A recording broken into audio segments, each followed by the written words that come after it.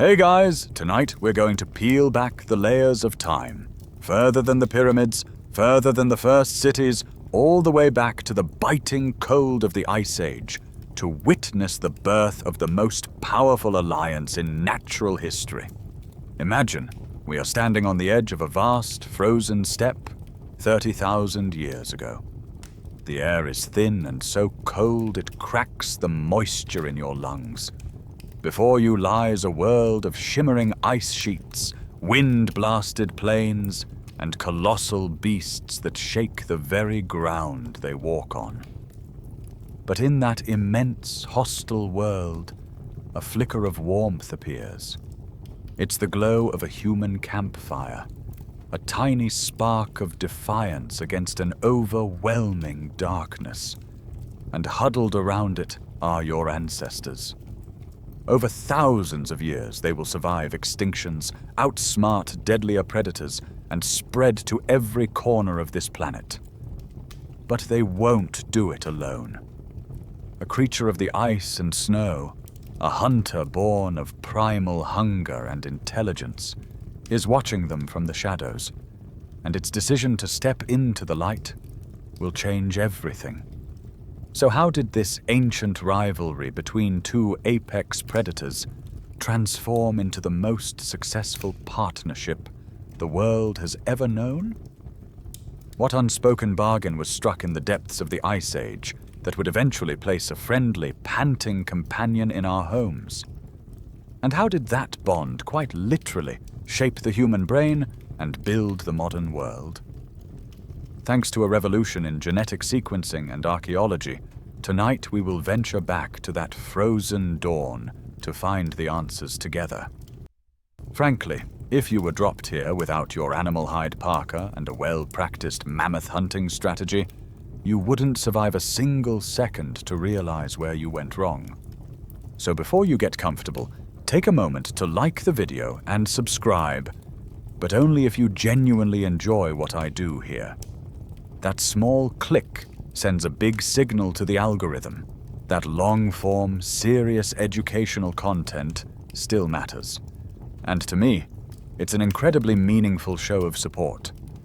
Thank you so much for helping keep this channel going strong. It always fascinates me to see where you're all tuning in from. Let me know in the comments where you are in the world and what time it is for you.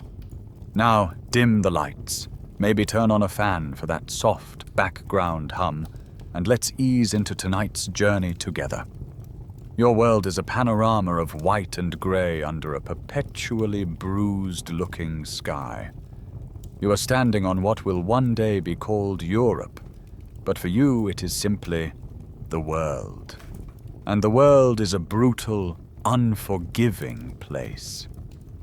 This is the late Pleistocene, a geological epoch defined by ice.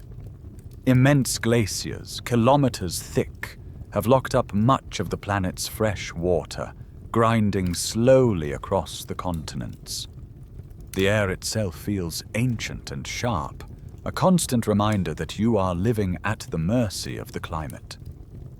The very picture of this era, this age of ice and mammoth, isn't guesswork. Scientists can read its diary, written in tiny air bubbles trapped deep within Antarctic and Greenlandic ice cores. This scientific evidence allows us to reconstruct the atmosphere of your time, and it tells a story of a world significantly colder and drier than our own. It's a world of extremes, where a brief, lukewarm summer gives way to a long, soul-crushingly cold winter. Your life is an endless, gnawing calculus of calories. Every step you take, every tool you nap from flint, every word you speak is an expenditure of energy that must be replenished. You live and die by the success of the hunt. Your family, your small clan of maybe 20 or 30 individuals, is your universe. Together you track the great herds, reindeer, woolly bison, and the mountains of meat and fat that are the mammoths. Failure isn't an option. It means starvation. The landscape is crawling with things that see you as a meal. You've seen a cave lion, a beast a third larger than its modern African cousin, take down a wild horse with terrifying efficiency. You know the crushing power of the cave bear, a creature that makes a grizzly look like a house pet. Your primary advantages are your brain's knack for abstract thought, your ability to communicate complex plans, and your mastery of fire and the thrown spear. You are clever, adaptable, and resourceful. But you are also soft, slow, and vulnerable, especially when the sun bleeds away and the long, dark night begins. Out there, in that same biting wind, another hunter is on the move. Canis lupus, the grey wolf. Its world is one of scent and sound, an intricate map layered over the physical landscape that is completely invisible to you. The pack is its clan, a complex society of relatives bound by ironclad rules of hierarchy and cooperation. They are magnificently adapted to this frozen world. Their paws are wide, acting like snowshoes. Their double-layered coat is the finest insulation nature has ever designed. They are endurance hunters, built to pursue their prey over vast distances, testing for weakness before committing to the kill with a set of jaws designed for one purpose: to crush and to rend. Their life, too, is a constant battle against starvation. A failed hunt for them has the same grim consequences as it does for you. They fear the same predators, the lion, the bear, and they know to give your kind a wide berth. They have seen your fire. They have smelled the strange, acrid scent of your smoke. They have likely found the remains of your kills and seen what your sharpened sticks can do. You and the wolf are mirror images carved from the same predatory stone. You both occupy the same rung on the food ladder. Apex predators, top of the chain. You stalk the same prey, walk the same frozen trails, and eye each other with a deep, instinctual suspicion. When your hunting party spots a wolf pack shadowing a herd of bison, you don't see a potential friend. You see a rival, competition. You are two intelligent social species locked in a cold war for the same dwindling resources. For thousands of years, this has been the status quo, a relationship of mutual avoidance, of fear, and of begrudging respect. But the relentless pressure of this Ice Age world, the constant grinding hunger, is a powerful catalyst for change. It forces creatures to take risks, to break old habits, and to entertain dangerous new ideas. And both of you, human and wolf, are standing on the precipice of a decision that will alter the destiny of both your species and the planet forever. The air hangs heavy with the coppery scent of blood. Your clan has been successful. Before you lies a fallen steppe bison, a victory earned through coordinated effort, thrown spears, and no small amount of terror. The hunt was grueling, a chase across the frozen riverbed that tested the limits of your stamina. But now, the real work begins. The hide must be removed, the meat butchered and prepared for the long, arduous journey back to the relative safety of your camp. Every moment you spend out here in the open is a risk. You post sentries, members of your family who scan the horizon, their eyes narrowed against the glare of the snow. It's not just the larger predators you worry about. It's the shadows that are now gathering at a respectful distance. They slip out from the sparse, skeletal forests, phantoms of grey and white against the snow. The wolf pack. They don't howl or snarl. The standoff is a silent one, a tense negotiation carried out through posture and proximity. They sit on their haunches just beyond the range of a thrown spear, and they watch. Their heads are low, their yellow eyes missing nothing. They are waiting. They know the rules of this engagement better than you do. They are masters of patience, and they are experts at calculating risk versus reward. You and your clan are a known threat, but the scent of fresh, warm viscera is a powerful lure, a siren song to a perpetually empty stomach. There is no friendship here, no hint of a future alliance. This is the raw, unvarnished nature of competition. They are waiting for you to finish, hoping for scraps, or perhaps for a moment of inattention where they might dash in and steal a significant prize. In this frozen theater, you can clearly see the balance of power. Your people have the advantage of technology. Your flint-tipped spears, products of foresight and intricate skill, can kill at a distance. The wolves have seen this magic, and they respect it. You have the power of fire, a tamed piece of the sun that you can summon at will, which terrifies nearly every creature on the planet. Your greatest weapon, though, is your mind's ability to plan, to strategize, to imagine a future and work backward to achieve a goal, like anticipating the bison's path and setting an ambush. Yet you feel your own inadequacies sharply in this moment. Your nose is practically useless, your ears dull. You can't hear the subtle crunch of a scavenging Arctic fox 100 meters away. But the wolves can. Their heads tilt in unison, processing a world of information that is entirely closed to you. They possess a physical prowess that is, in its own way, as advanced as your tools. Their cardiovascular system is a marvel of efficiency, allowing them to run for hours without rest.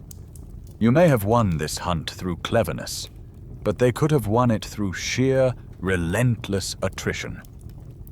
This tense dance around a carcass is the primary stage for your interactions. Paleoecologists have a term for this relationship, a slightly unglamorous but accurate one: kleptoparasitism. It's a fringe biological theory suggesting that the initial, long-term interaction wasn't cooperation, but a structured system of theft. Sometimes you would drive the wolves off their kill, using noise and numbers to steal their hard-won meal. More often, they would shadow you, waiting for you to do the dangerous work before scavenging what you left behind. It's a dynamic scene all over the natural world, like hyenas following lions. For millennia, this was likely the dominant theme of your relationship. You were a source of mutual annoyance and occasional opportunity.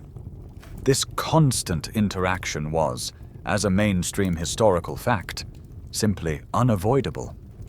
Genetic mapping and the fossil record show that the geographical range of early modern humans and grey wolves in Eurasia was almost a perfect match. You lived in the same lands, hunted the same animals, and sheltered in the same types of valleys. You were neighbors, whether you liked it or not. As the light begins to fail and the cold deepens its hold, your clan prepares to leave, loading the last of the meat onto makeshift sledges. You leave behind the stripped carcass, the stomach, and other parts you can't easily process or carry. This is the moment the wolves have been waiting for.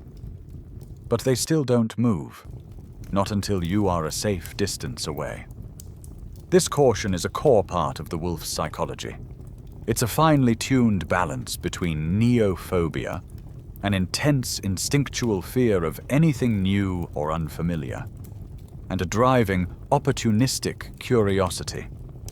Your fire, your strange, upright posture, your unnatural noises, everything about you screams danger. The vast majority of the pack lets that fear dictate their actions. It keeps them alive. But hunger is a powerful motivator, pushing against the walls of instinct. As you retreat, you can almost feel the internal conflict playing out within the pack. The alpha holds them back, but the desperation is palpable. It's in this delicate, wavering balance between fear and desire that the seeds of a new future are sown. A future that will depend not on the alpha, not on the strongest or the most aggressive, but on the one individual in the pack for whom curiosity, for some strange reason, finally wins out over caution. To understand what happens next, you have to appreciate a fundamental truth of biology. There are no monoliths in nature. A species is not a single uniform entity. It's a vast collection of individuals, each a unique combination of genetics and experience. The wolf pack you watch from a distance might seem like a singular gray-furred machine, but it's not. It's a society of individuals. There's the stern, confident alpha, the nervous and submissive omega, the boisterous yearling, and the grizzled, experienced hunter. And just as they have different personalities, they also possess slight variations in their innate wiring. Most are governed by that deep, instinctual neophobia we talked about, the fear of the new that keeps them safely within the bounds of traditional wolf behavior. But genetics is a lottery.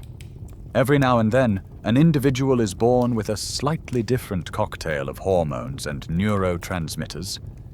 It's born with a slightly duller fear response, a slightly higher dose of natural curiosity. It is, in essence, an outlier. And it's this outlier that you begin to notice. It's not the pack leader.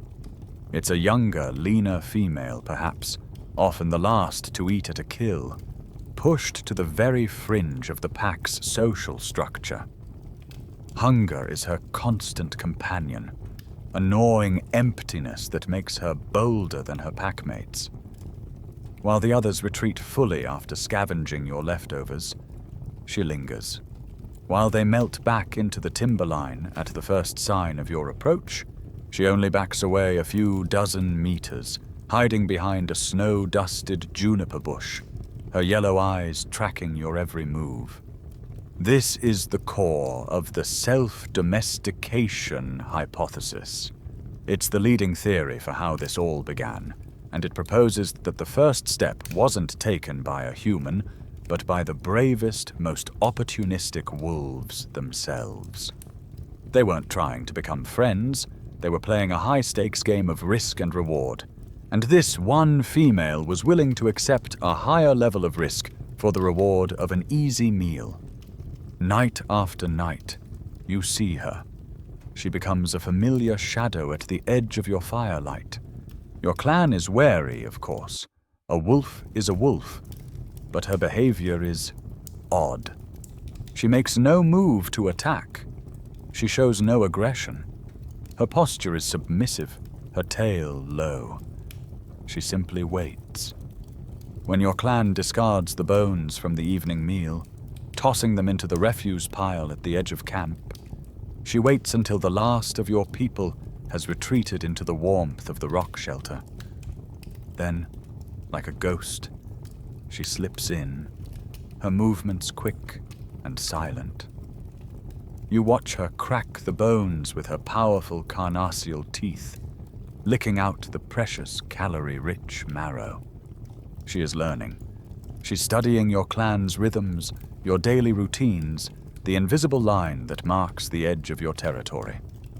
She is learning that you are a source of predictable, high-value food, and that as long as she respects your boundaries, you are not an immediate threat.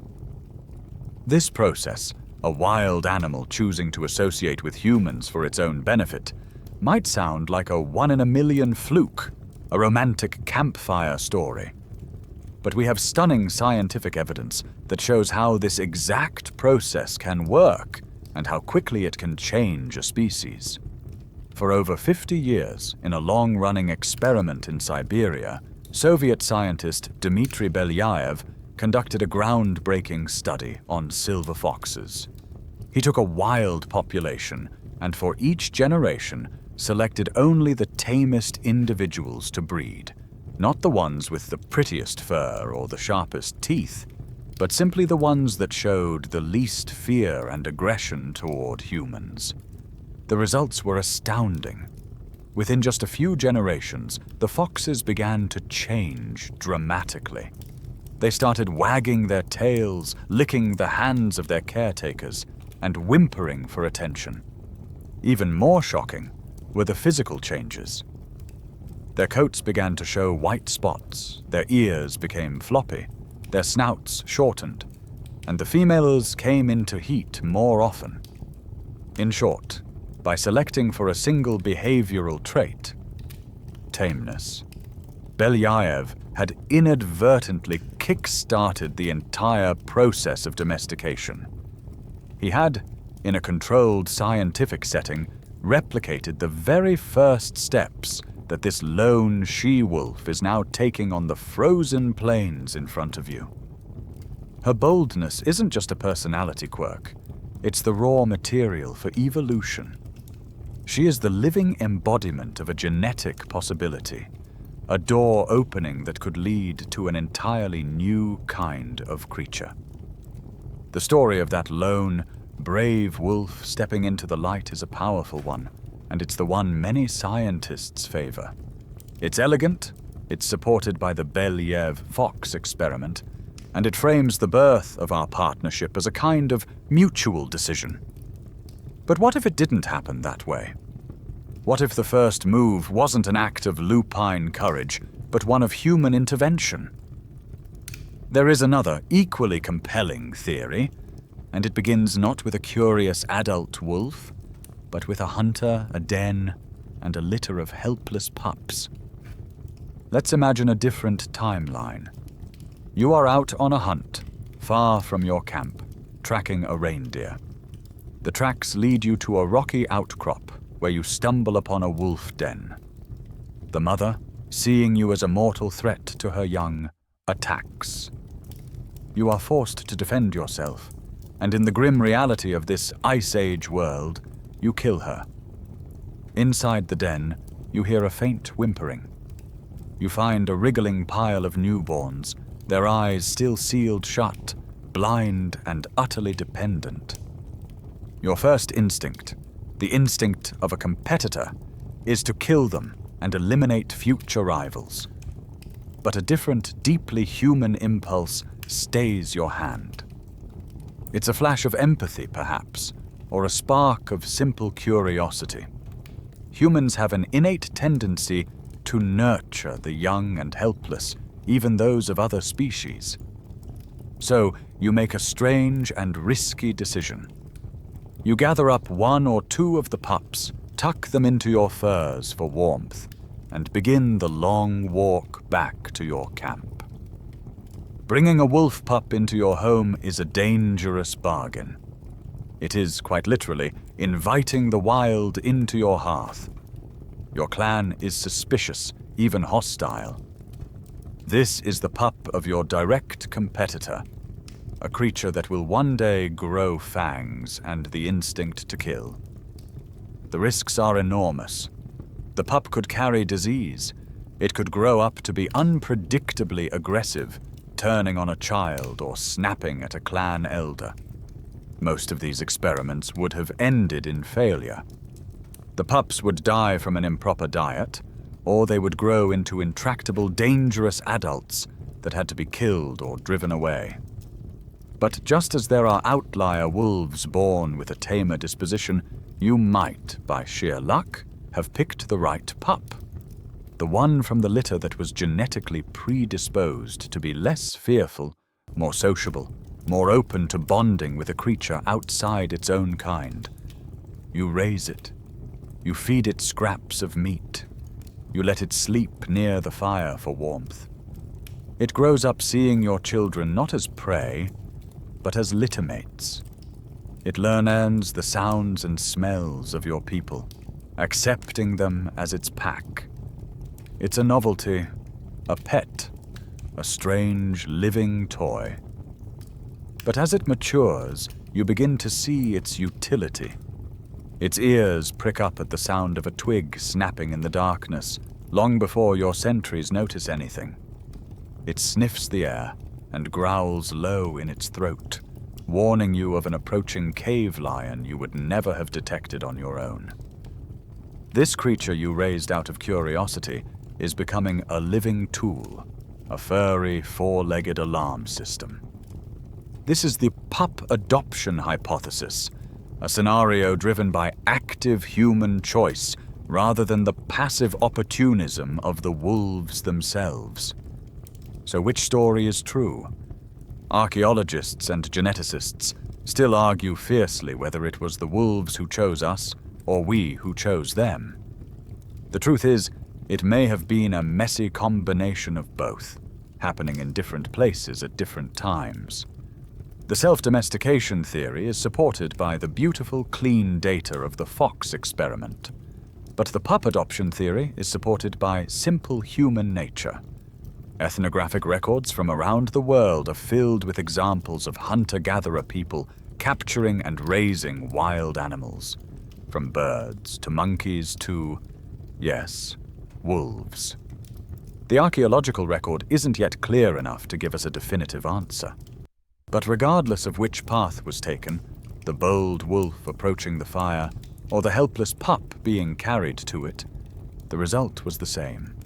A new creature was being forged in the crucible of the late Pleistocene. It was no longer a true wolf, bound entirely by wild instincts. But it wasn't yet a dog, not in the way we understand it today. It was something in between, a transitional animal that had crossed the Rubicon. We can call it the proto-dog. And its presence in your camp is about to change everything. It doesn't really matter now how it happened, whether that outlier wolf took a courageous step into your world, or you took a curious step into hers by bringing her pup into your home. The threshold has been crossed. The invisible wall that stood between human and wolf for 100,000 years has been breached.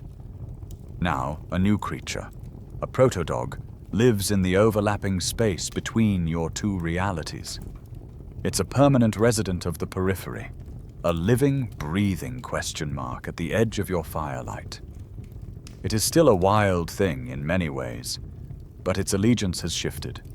Its survival is no longer tied solely to the pack it was born into, but to the strange, bipedal, tool-wielding pack that has, by accident or by design, adopted it. And so, the first clauses of an unwritten, unspoken contract begin to be drafted. This isn't a formal negotiation. It's a series of behavioral adaptations, a tit-for-tat exchange of benefits that slowly becomes a reliable system of mutual support. Clause 1 is simple and addresses the most fundamental need of all: calories. For its part, the proto-dog gains access to a food source of unprecedented reliability. It no longer has to risk life and limb hunting a bison or fighting its own packmates for a share of a kill. It now has a steady supply of scraps from your clan's successful hunts, cast-off bits of gristle, organs you don't favor, and most importantly, bones. The bones, which are difficult for you to process, are a treasure trove of fatty marrow and calcium for the proto-dog, easily accessed with its powerful jaws. This single benefit is a massive evolutionary advantage, buffering the animal against the brutal boom and bust cycle of life in the wild. In exchange, your clan gets Clause 2 of the contract, and it's a benefit that changes the very nature of your nights. You get a living alarm system. The proto-dog's senses are a biological marvel, a piece of surveillance technology you could never hope to craft from flint or bone. Its ears, capable of rotating independently, can pick up the high-frequency rustle of a predator in the scrubland long before your own dull hearing registers a thing. Its nose, a tapestry of hundreds of millions of olfactory receptors, can pass the night air and detect the scent of an approaching cave hyena or a stalking lion from an incredible distance. When it senses this danger, it does something that is both instinctual and profoundly useful.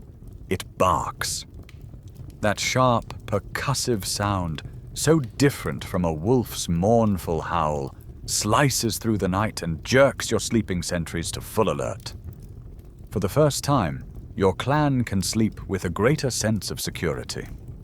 The constant low-level dread that accompanies every night in the Pleistocene begins to recede, just a little. You begin to trust the creature in the shadows. Its bark is no longer just a startling noise. It's a signal, a piece of vital information. Your people start to learn its vocabulary. The sharp, frantic bark for a nearby threat versus the low, rumbling growl for something uncertain in the distance. This dawning realization that the animal is actively contributing to the clan's security is a pivotal moment. The protodog isn't just a scavenger or a pet. It's a working member of the group. It's earning its keep in the most valuable currency there is, safety. And there's another, more intimate benefit. A quirky but vital tidbit of this new arrangement. On the nights when the wind howls and the temperature plummets so low that the very stones seem to crack with the cold, the animal's body becomes a source of precious heat. Huddled together in a rock shelter or a primitive hide tent, the addition of the protodog's fur-insulated 102-degree body is a non-trivial advantage. It's a living furnace. Early humans, lacking central heating and modern insulation, would have immediately understood the value of this shared warmth. It could be the difference between a comfortable night's sleep and shivering on the edge of hypothermia. This simple physical closeness, this sharing of body heat against a common enemy, the cold, does more to solidify the bond than any amount of leftover meat. You are no longer just allies of convenience. You are now partners in survival. The pact made in the firelight, sealed by shared warmth and mutual protection, is about to be tested in the bright, cold light of day. The protodog's utility as a nocturnal sentinel is undeniable, but it is still a creature born of the hunt, its muscles coiled for the chase, its mind wired for pursuit. As your clan prepares to move out, gathering spears and supplies for a multi-day hunting expedition, the protodogs don't simply stay behind to guard an empty camp. They follow. Their instinct is to move with their pack, and you are their pack now. This is a momentous shift, moving the relationship from one of passive defense to one of active, dynamic cooperation. You are taking your new alarm system on the road, and in doing so, you are about to discover its true potential. To grasp the magnitude of this change, you have to remember what a hunt was like before. It was a painstaking affair, a game of inches and whispers. Your success depended on finding tracks, interpreting bent blades of grass, and making educated guesses about the movement of herds you couldn't see. It was slow, patient stalking that could go on for days, often ending in failure when the wind shifted and carried your scent to the prey. Even when you did get close, the final attack was a moment of supreme danger. A cornered bison or a wounded auroch could easily gore a hunter, turning a potential victory into a devastating loss for your small clan. The entire process was inefficient and fraught with risk. Now, picture the hunt with your new partners. The protodogs trot ahead of the hunting party, their noses to the ground, reading the epic novel of scents left on the frozen earth. They can distinguish the trail of a healthy reindeer from that of a slightly injured one, a subtlety completely lost on you. They follow this invisible map with an unerring certainty, leading you directly to the herd and saving you days of fruitless tracking. When the prey is located, the nature of the chase changes completely. Instead of a stealthy approach, you now have a shock and awe tactic. The protodogs surge forward, singling out a weaker animal and beginning the pursuit. They harry its flanks, nipping and barking, preventing it from rejoining the safety of the herd. They aren't necessarily strong enough to bring the animal down themselves, but they don't have to. Their job is to run it to the point of collapse, to exhaust it until its lungs burn and its legs falter. Only then do you and your hunters move in, using your spears to deliver a much safer, more certain killing blow. The protodogs also unlock entirely new kinds of hunting. You begin to practice a technique biologists call cooperative flushing. You learn to position your hunters in a line or an ambush point, hidden downwind. Then, on a signal, other members of your clan send the protodogs into thickets of brush or dense, scrubby forest, areas that are difficult and dangerous for humans to penetrate. The dogs, agile and fearless, dive into the undergrowth, their barking and movement flushing out smaller game like Arctic hares, ground birds, or forest deer. The terrified animals bolt from their cover, running directly into the path of your waiting spears. Suddenly, you have an efficient and reliable method for catching smaller, faster prey that was previously almost impossible to hunt. This isn't just an improvement on an old method, it's a fundamental reinvention of how you acquire food. This partnership was so devastatingly effective because of a remarkable case of convergent evolution. The scientific evidence lies in your own anatomy.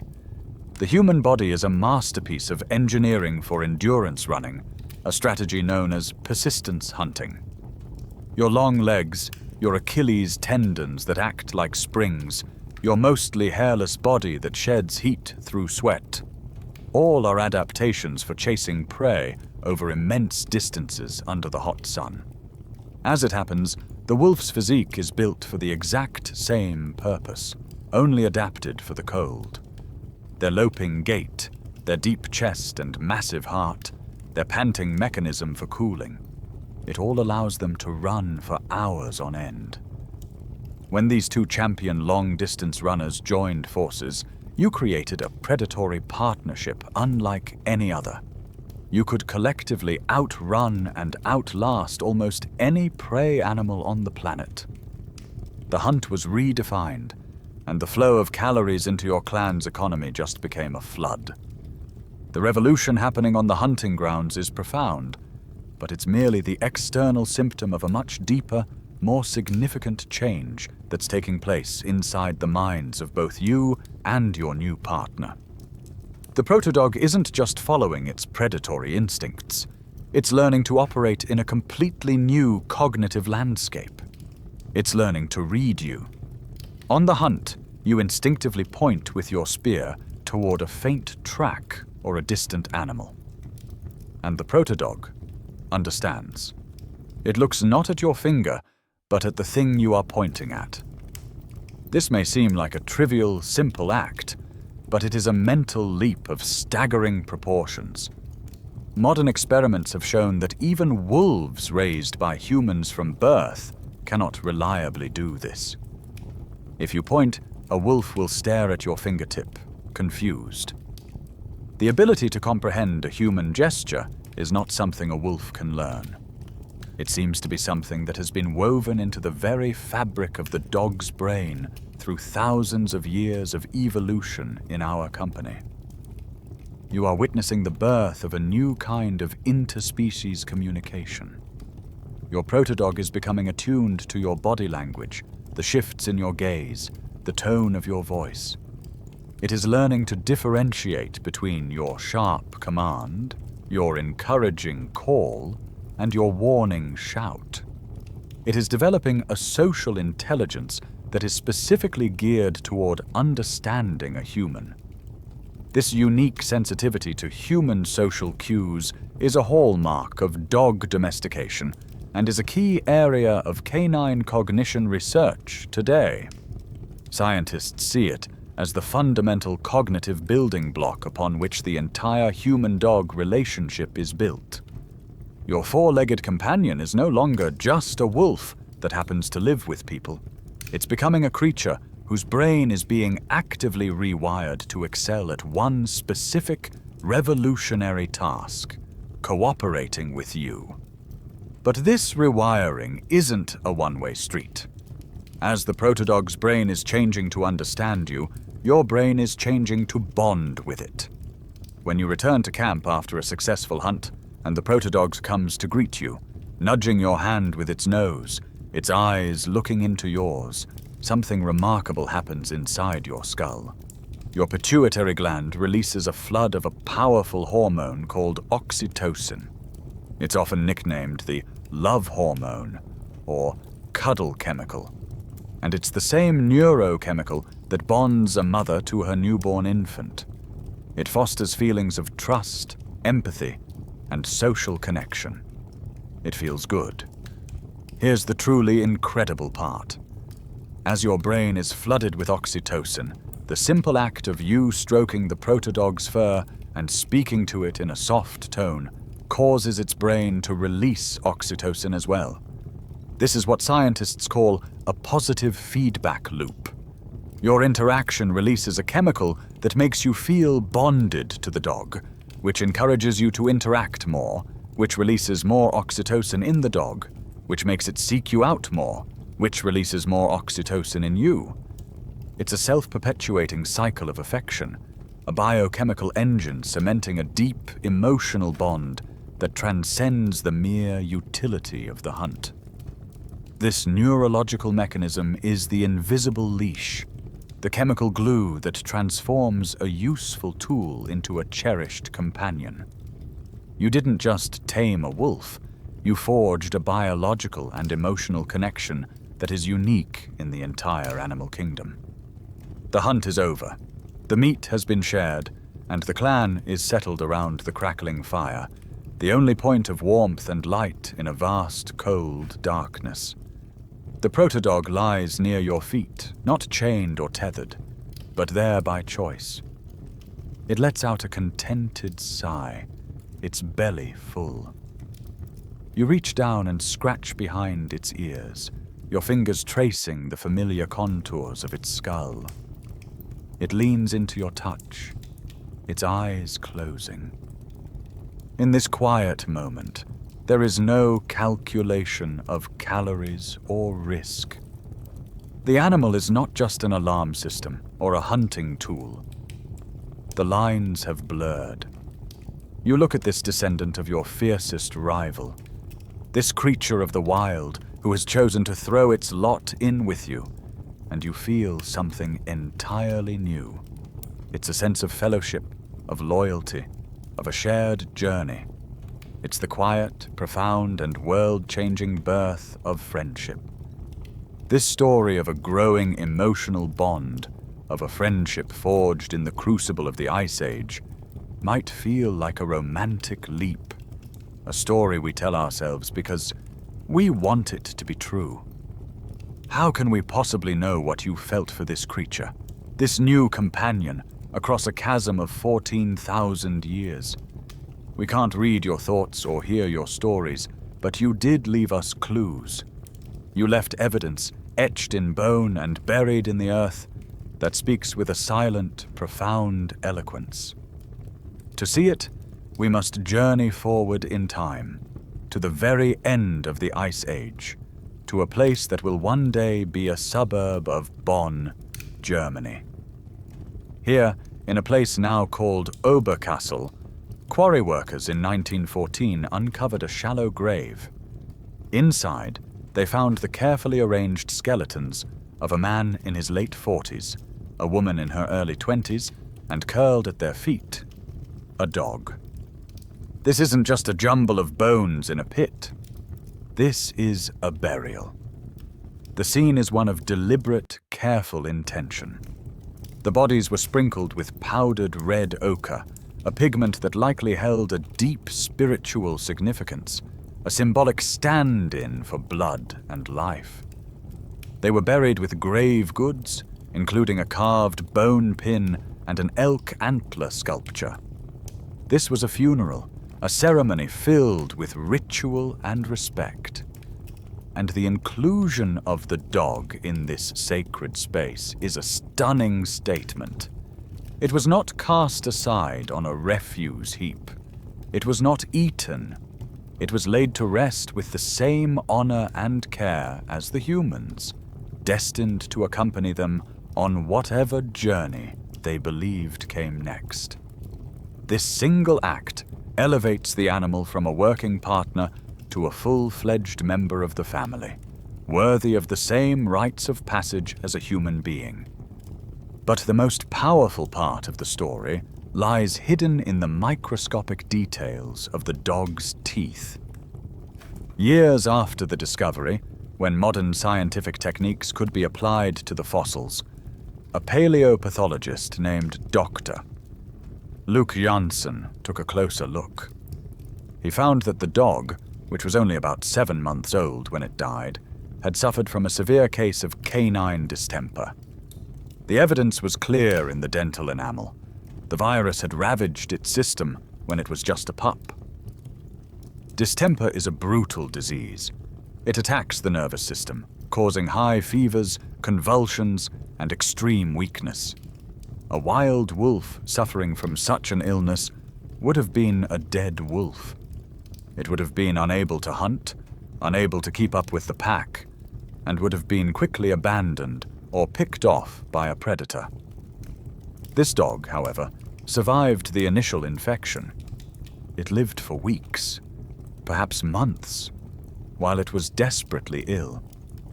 And for it to have survived that long in its weakened, useless state, only one conclusion is possible. Your people cared for it. They brought it food when it couldn't hunt. They gave it water when it couldn't walk. They kept it warm and protected it from predators when it was convulsing and helpless. They invested their own precious time and resources into nursing a sick animal that, from a purely utilitarian perspective, was a worthless burden. This is the smoking gun. This is the concrete archaeological proof of that oxytocin bond we spoke of. The people of Oberkassel were not keeping a tool. They were caring for a friend.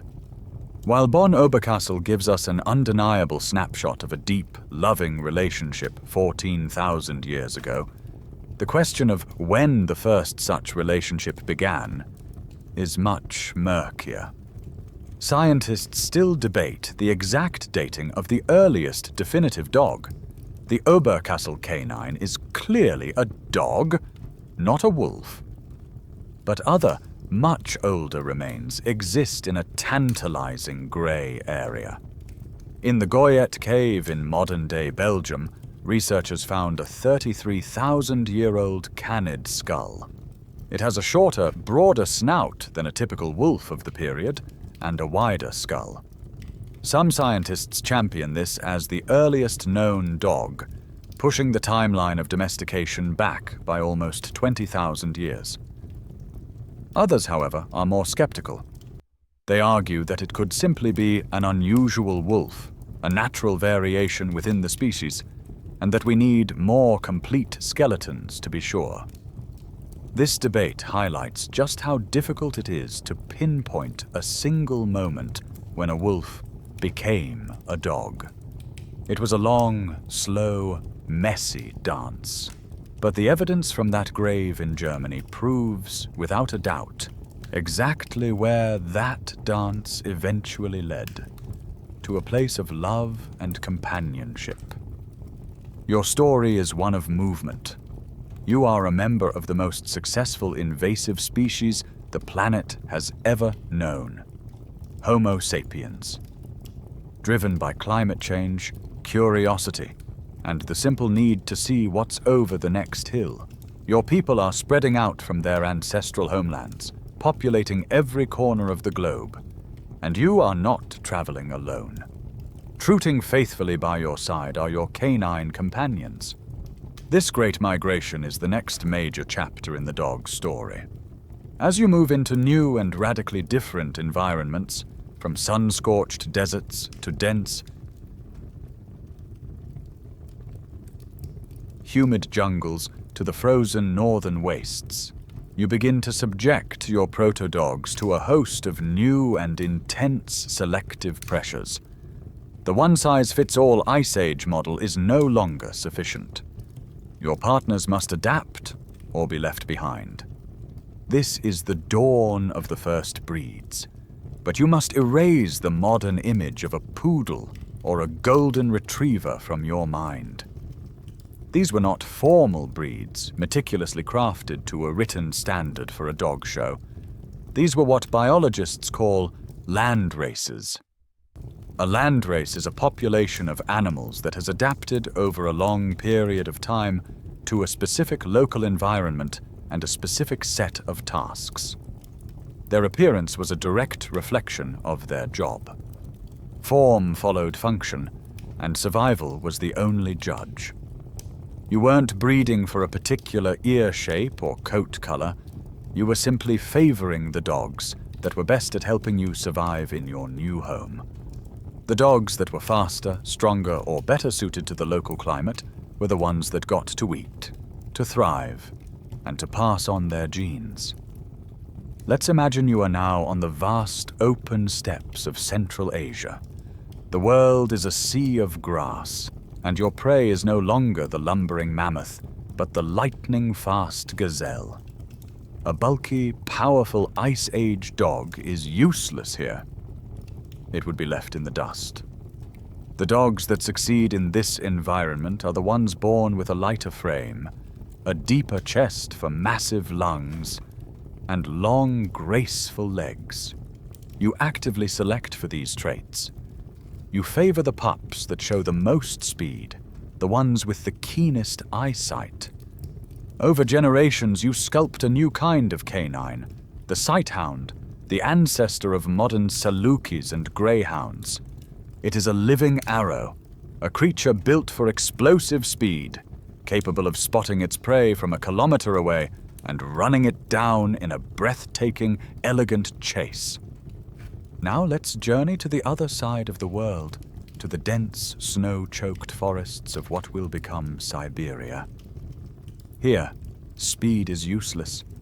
The snow is too deep, the trees too close together. You need a dog with power and endurance. You need a dog with a thick, weatherproof coat and a tireless work ethic. You favor the dogs with stockier bodies, with stronger shoulders and backs, the ones capable of pulling a sled laden with supplies through the heavy snow. You select for animals with a higher tolerance for cold and a lower prey drive, so they don't get distracted on the trail. You create the Spitz-type dog, the ancestor of the Husky and the Malamute, a compact, powerful engine of fur and muscle, your indispensable partner in conquering the frozen north. In every corner of the world, this story repeats with local variations. In the dense jungles of Central Africa, a different kind of specialization was required.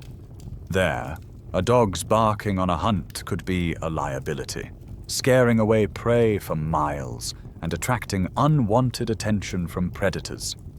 This brings us to a fascinating, quirky tidbit. The Basenji, one of the most ancient dog land races in the world, doesn't bark. Instead, it produces a strange, yodel-like sound called a baru. This unique trait wasn't an accident. It was almost certainly a quality that was prized and selected for by ancient hunters who required silence and stealth to stalk their prey in a close-quarters jungle environment. The sighthound, the Spitz, the silent Basenji, they are all living proof of the incredible adaptability of the dog, and of your growing sophistication in shaping this amazing animal to meet your needs wherever your journey took you. Your relationship with the dog is now more than just a practical arrangement. It's more than just an emotional bond. As your own mind develops a greater capacity for abstract thought, for symbolism and for spirituality, you begin to see your canine companion in a new metaphysical light. You see an animal that lives in two worlds at once, It sleeps by your fire, a member of your human family, yet it remains tied to the wild. Its senses pierce the veil of the world you perceive, alerting it to things you can neither see nor hear. It is most active at dawn and dusk, the liminal times that are neither fully day nor fully night. It walks this earth with you, but it seems to have a paw in another, more mysterious realm. This dual nature makes the dog a powerful symbol. You begin to see it as a mediator, a bridge between the mundane world of your daily existence and the sacred world of spirits and ancestors. It lives with the living, but seems to understand the secrets of the darkness. And because of this, you begin to entrust it with the most important journey any human can take, the one into the afterlife. This brings us to a remarkable mainstream historical fact. Ancient cultures all over the world, separated by vast oceans and thousands of years, with no possible contact, independently developed myths of dogs as psychopomps, a Greek term meaning guides of the soul. It's a stunning example of convergent mythology, an idea so resonant that it sprang up again and again in the human imagination.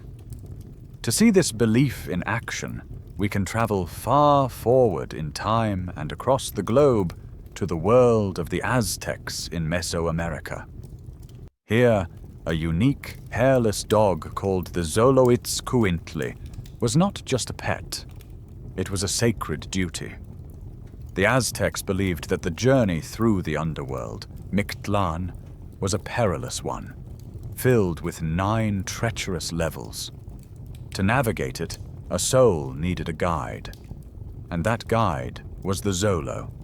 When a person died, their family would sacrifice their dog to accompany them, believing its spirit would lead the human soul safely past razor-wind mountains and blood-filled rivers to its final resting place. The dog was the key to eternal peace, a living voucher for a safe passage through death's domain.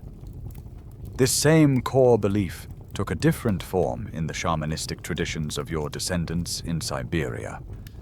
For the Siberian shaman, the dog was an essential partner in spiritual journeys. When the shaman entered a trance state to travel to the spirit world, the spirit of his dog was believed to travel with him, acting as a protector and a guide. The dog could sniff out malevolent spirits, fight off supernatural threats, and help the shaman find his way back to the world of the living.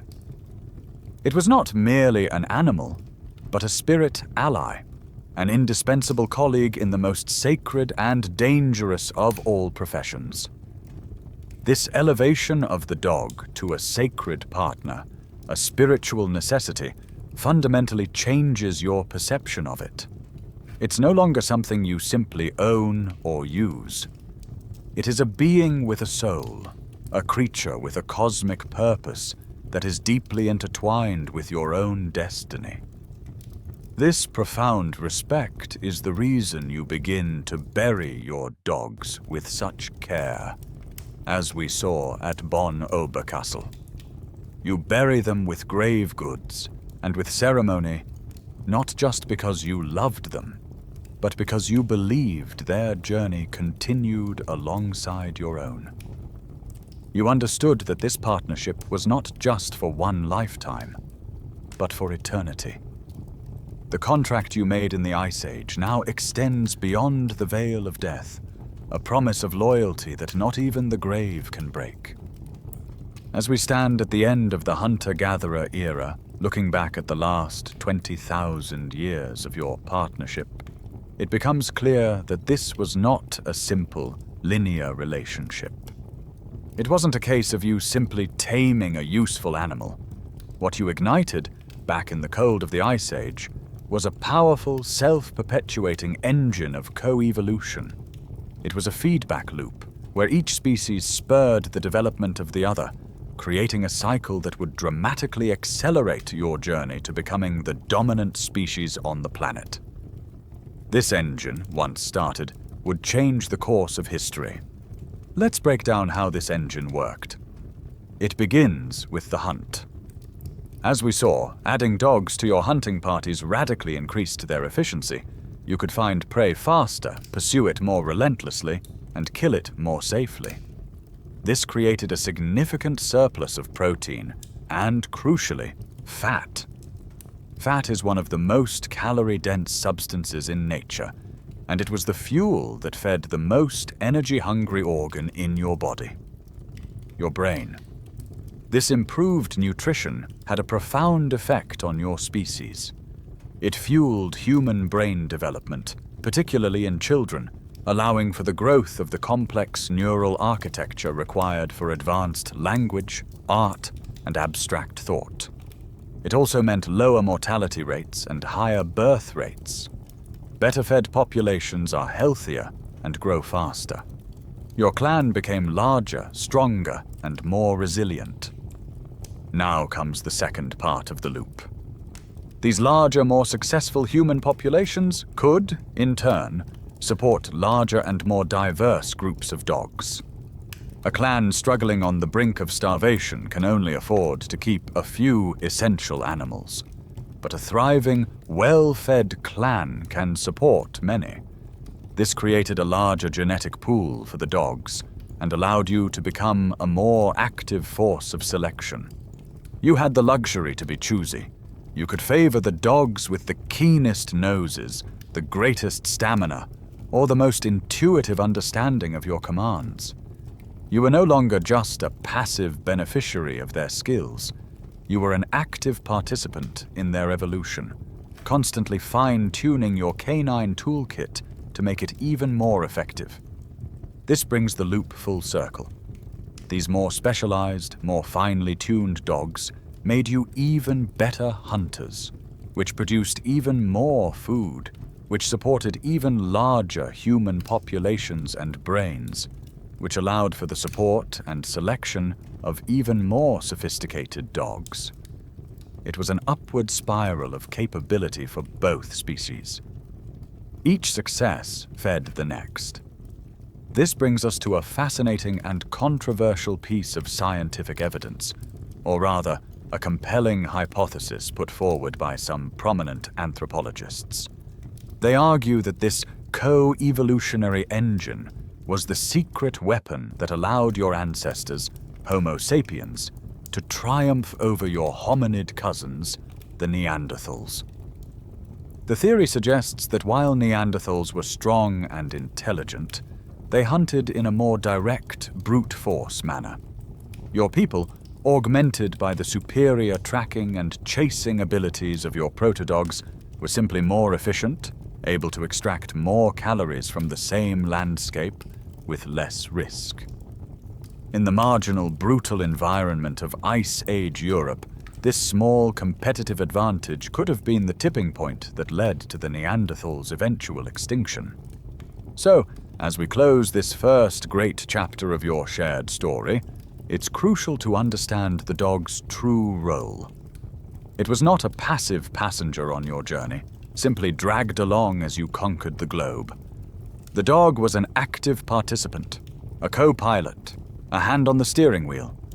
It fed your brain, it protected your family, it expanded your capabilities, and it may have even helped you win the evolutionary war for the planet. You did not just tame a wolf, you forged an alliance that reshaped you both and set you on a path to a future that neither of you could have possibly imagined alone. The world you were born into, the world of your ancestors, is beginning to melt. The change is not sudden, not a dramatic cataclysm, but a slow, generational thaw that you can feel in your bones. The air loses some of its biting sharpness. The winters, while still brutal, seem to shorten their grip just a little each year. You hear a sound that has been absent for millennia, the constant, steady dripping and then rushing of running water as the great ice sheets that have defined your existence begin a slow, inexorable retreat. The landscape, once a stark panorama of white tundra and grey rock, is blushing with the unfamiliar green of new forests and grasslands spreading north in the wake of the receding ice. This great warming, what future geologists will call the transition from the Pleistocene to the Holocene, should be a blessing. But for you, it is a crisis. The colossal beasts that have been the cornerstone of your culture and your diet, the woolly mammoth, the woolly rhinoceros, the giant cave bear, are vanishing. Whether they are being pushed to extinction by the changing climate, by the relentless pressure of your own hunting prowess, or a combination of both, the end result is the same. They are gone. The great herds of bison and wild horse are thinning, their ancient migration routes disrupted. The entire economic and social structure of your life, a life built around following these massive herds, is becoming obsolete. The old ways are failing. You are standing at a profound crossroads. Your people are being forced to adapt or face the same fate as the megafauna. The old contract with nature is broken. You can no longer rely on the sheer abundance of the Ice Age plains. You must find new sources of food, new ways of living, new strategies for survival in this warmer, wetter, greener world. You begin to experiment. You hunt smaller game in the new forests. You fish in the swelling rivers. You pay closer attention to the edible plants, the wild grains and tubers that are flourishing in the changing climate. Your old nomadic life is giving way to a more settled existence, a focus on smaller, more resource-rich territories. You don't know it yet, but this pressure, this existential need to innovate, is about to trigger the single greatest revolution in the history of your species. But this moment of crisis for you is also a moment of crisis for your canine partner. The protodog has been meticulously shaped by you and by the environment for one primary purpose: to be the ultimate cooperative hunter of large game. Its entire identity, its very place in your world, is tied to this role. Now, as the great hunts become a memory, as you trade your mammoth spear for a fishing weir and a grinding stone, a fundamental question hangs in the air. What happens to the ultimate hunting partner when the hunt itself is no longer the center of human existence? The dog's job description is about to be erased. Its skills are on the verge of becoming redundant. The contract, written in the snow and ice of the old world, is now up for a radical, uncertain renegotiation. The dog must prove its worth all over again, or risk being relegated to a mere relic of a bygone era. Your world has a new center. It's no longer the migratory path of the great herds, but a small, unassuming plot of land in a river valley. We are in the Fertile Crescent, the verdant arc of land that will one day cradle the first civilizations around 10,000 BCE. Here, you are engaged in a revolutionary act. You are no longer just a taker of what nature provides. You are becoming a producer, a co-creator with the earth itself. You have learned to gather the seeds of wild grasses, primitive forms of wheat and barley, and to sow them in cleared ground. You have learned to tend the shoots, to pull the competing weeds, to pray for rain and fear the drought. This is agriculture in its infancy, and it is backbreaking, tedious, and uncertain work. Your entire clan's survival for the coming winter now depends not on the thrill of the chase, but on the success of this small, vulnerable patch of green. With this monumental shift in your way of life comes a new kind of enemy. The threats you are adapted to face are large and obvious. The charge of a bison, the roar of a lion.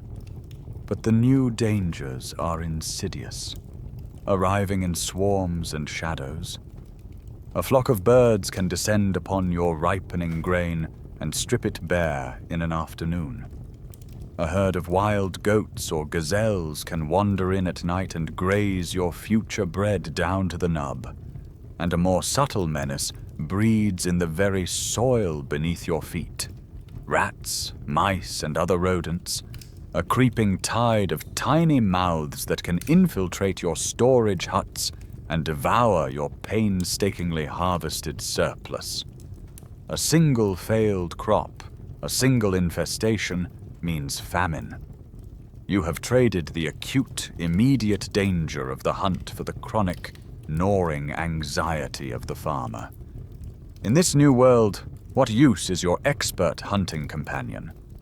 Its skills seem ill-suited to this new challenge. It cannot track a flock of sparrows or run a rat to exhaustion. Its powerful jaws, designed for cracking mammoth bones, are of no use against a cloud of locusts. For a time, the dog's role is uncertain. It lies at the edge of the field, a bored spectator to your strange new obsession with plants. But the core software of the wolf is still there, the instinct to chase, the territoriality, the innate drive to pursue any small, fast-moving thing that enters its domain. And you, with your newly developing farmer's ingenuity, begin to see a way to repurpose that ancient code. You start to encourage the dog's natural tendencies, but you redirect them. When a flock of birds lands, you shout and urge the dog to give chase. It happily obliges, not to kill, but for the sheer joy of the pursuit, its frantic barking and running sending the birds scattering back into the sky. When a deer wanders too close to the tender shoots, you praise the dog for driving it away. You are hacking its predatory instinct. You are teaching it that these small creatures are not to be eaten, but simply to be repelled. The dog is transforming. It is no longer just a hunter of meat. It has become a guardian of calories, a protector of potential. It is a living, breathing scarecrow. This is the moment the contract is formally rewritten for a new era. This is Clause 3. I will protect your new food source, this strange, static prey you call a harvest. And in return, you will continue to feed me from its bounty. The dog has successfully navigated the Great Transition. It has proven that its loyalty and its core skills are adaptable to your new agricultural world. The White Paw narrative, the story of a dog chasing monkeys from a garden, is the archetypal story of this pivotal moment. The dog has secured its place in the Neolithic Revolution. It has ensured it will not be left behind, and in doing so, it has helped to guarantee the success of the single most important economic and social transformation in human history. The success of your new agricultural strategy has consequences you never could have anticipated. For the first time in human history, you have a true surplus. You have more food than you can eat in a day, a week, or even a month. This leads to two revolutionary innovations: storage and settlement. You build granaries to protect your harvest from the elements, and you build permanent dwellings nearby, because you no longer need to follow the migratory herds. You are no longer a nomad. You have a home. This cluster of huts, granaries, and fields becomes a village, the first of its kind. But this newfound stability and wealth create a powerful and dangerous new magnet. Your settlement, and specifically your food stores, are a beacon of temptation in a world still governed by scarcity. The threat is twofold. First, larger and more determined wild animals are drawn to the concentration of food. A persistent bear or a large boar, unlike a flock of birds, will not be deterred by a yapping medium-sized dog. But a far more dangerous predator now has a reason to be interested in you: other humans. In the old world, Hunter-gatherer bands might have clashed over territory, but there was little to gain from a raid. Now you have a concentrated, high-value resource. Your grain store represents a year's worth of calories, an irresistible prize for a rival clan facing starvation. The concept of property has been born, and with it, the concept of organized theft and warfare. You need more than a scarecrow. You need a security guard. This is the moment when you begin to truly harness the dog's deep-seated territorial instinct. The wolf pack's instinct to defend its territory from rival packs is a foundational part of its being. In your new village context, this instinct is amplified and repurposed. The dog's territory is no longer a vague stretch of wilderness. It is the clearly defined space of your settlement. Its pack is not a group of wolves. It is your human family. Its protective instinct is now focused on this specific place and these specific people. Its barking takes on a new, more serious meaning. It's no longer just a warning about a distant lion. It's a nuanced alarm system that alerts you to any stranger, human or animal, that crosses the invisible perimeter of your home. It becomes a living fence, a sentient security system that can distinguish between a returning friend and a potential foe. To meet the demands of this serious new role, you begin to consciously select for specific traits in your dogs. You need more than just a quick chaser. You need an intimidating presence. You start to favor the largest and most formidable pups in a litter. You breed the dogs that show the strongest guarding instincts, the deepest barks, and an innate suspicion of strangers, while still maintaining a loyal and gentle bond with the family. Over generations of this deliberate selection, a new kind of canine begins to take shape. It is heavier, more muscular, with a larger head and more powerful jaws.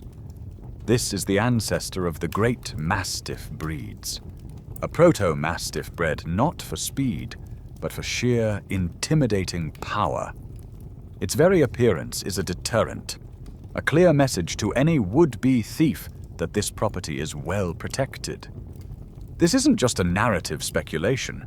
We have a clear historical record of these dogs.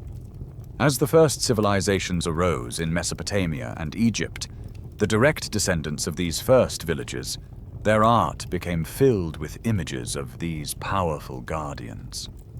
A mainstream historical fact is that detailed depictions of large, powerful Mastiff-type dogs are found on ancient Assyrian reliefs and Egyptian tomb paintings.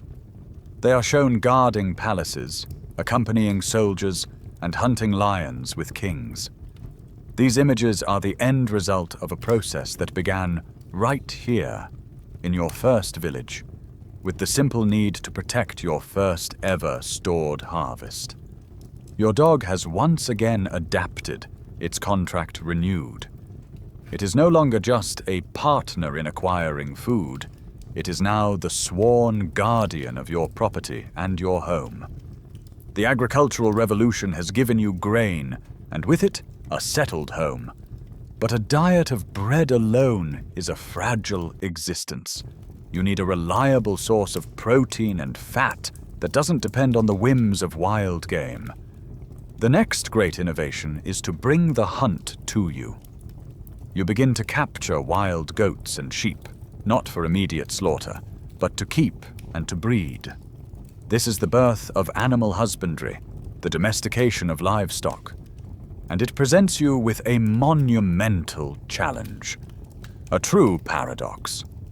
How do you control and manage a flock of skittish, panicky prey animals? How do you move them from pasture to pasture? And most importantly, how do you protect them from the wild predators that still roam the hillsides, including the dog's own wild cousins, the wolves? The solution is both radical and brilliant. You decide to fight a predator with a predator. You look at your loyal canine companion, a creature whose very genetics are a finely honed blueprint for hunting and killing prey, and you decide to entrust it with the safety of your most vulnerable new assets. It's an audacious gambit, like asking a fox to guard the henhouse.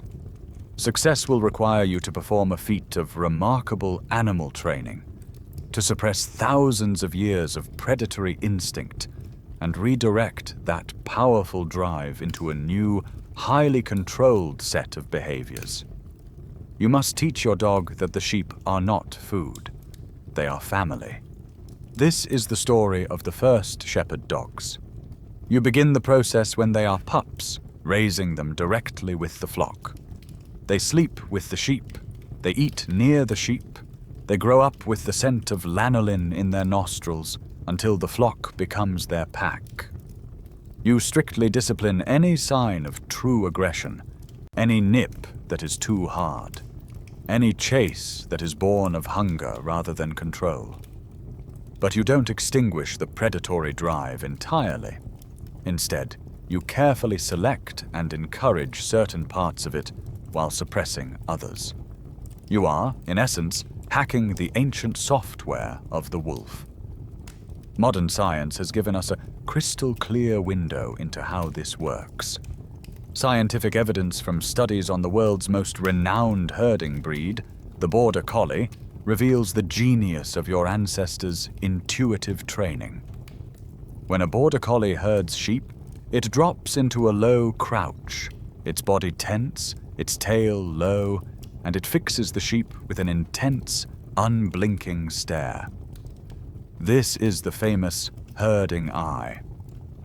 Biologists who have analyzed this behavior have confirmed that it is a modified, ritualized version of the very first stages of a wolf's predatory sequence, the stalk and the stare, just before the chase and the kill. You have managed to isolate that initial part of the hunt and inhibit the final lethal conclusion. The dog is allowed to hunt the sheep, but the hunt is never completed. Its reward is no longer a meal, but your praise. Through this delicate balance of instinct and training, you create a living tool of incredible sophistication. The herding dog becomes your partner in managing your flocks. It acts as a living, moving fence, keeping the animals bunched together and preventing them from straying. It can separate a single ewe for milking or inspection, and most critically, it becomes the flock's fiercest protector. Its wolf ancestry is now turned against its own kind. It will patrol the perimeter of the pasture, its senses on high alert, and it will viciously fight off any wild wolf, bear, or lion that threatens its adopted sheep pack. The dog's loyalty, once given only to you, is now extended to your other domesticated animals. It has allowed you to efficiently manage and grow your herds, securing a stable supply of meat, milk, and wool, and taking the next great step on the road to civilization. Your new, settled life in a village has brought you unimaginable security and stability. But it has also created a problem that your nomadic ancestors never had to face. Garbage. In the old days, you were constantly on the move, leaving your waste behind for the scavengers and the elements to deal with. But now, you are staying in one place. Every day, the refuse of your small but growing community accumulates. Piles of discarded animal bones, half-eaten scraps of food, the offal from butchering, and, most dangerously, human and animal excrement all build up in and around your homes. The village, your great innovation, is in constant danger of becoming a festering midden heap. This isn't just an aesthetic problem, it's an existential threat. These piles of rotting organic matter are a paradise for flies, rats, and other vermin. More invisibly, they are a breeding ground for a terrifying new enemy you can't see and don't understand. Pathogens. Bacteria like E. coli and Salmonella thrive in these conditions. An outbreak of dysentery, cholera, or typhoid could sweep through your densely packed community with devastating speed, wiping out the very population that your agricultural success has allowed to grow. The dream of a settled life is haunted by the nightmare of epidemic disease. You are unknowingly running one of the greatest and most dangerous public health experiments in history. And it is here that your canine companion takes on one of its most important, though least glamorous, new roles. It becomes the village's sanitation department. This is a quirky tidbit that is often left out of the grand narrative, but it was absolutely vital. With their scavenger heritage, the dogs see this accumulation of waste not as a threat, but as a glorious, never-ending buffet. They happily consume the very things that would otherwise poison you. They gnaw the meat from discarded carcasses. They crunch the bones. They eat the leftover food that would otherwise rot. And as unpleasant as it is to think about, they consume the excrement that would otherwise contaminate your water and soil. This unpleasant job is nothing short of a public health miracle. Every piece of refuse a dog eats is a piece of refuse that a rat cannot. Every scrap of carrion it devours is a scrap that won't breed flies and fester with bacteria. The dogs are, in effect, a biological cleaning crew, constantly scouring the village and dramatically reducing the overall pathogen load of the environment. They are a living, breathing, four-legged immune system for your settlement. Without this constant, efficient removal of waste, it's highly likely that the first attempts at a dense, permanent settlement would have failed, succumbing to waves of disease before they ever had a chance to grow into true towns and cities. Proving this role with hard evidence is, of course, difficult. We can't exactly run a controlled experiment, but the circumstantial case is so strong that historians of medicine and disease speculate that the presence of dogs may have been a key factor in allowing early urbanization to succeed. They see a clear ecological logic. The settlements that thrived were the ones that could manage their waste, and the dogs were the most efficient waste management system available for thousands of years. While other dogs were out guarding the fields or herding the sheep, this humble garbage dog was performing a quiet, uncelebrated, but absolutely critical task. It was keeping you healthy. It was keeping your children alive. It was making civilization itself possible, one disgusting but life-saving mouthful at a time.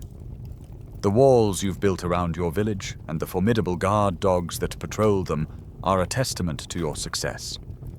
But they are also a clear signal that the world has entered a more dangerous phase.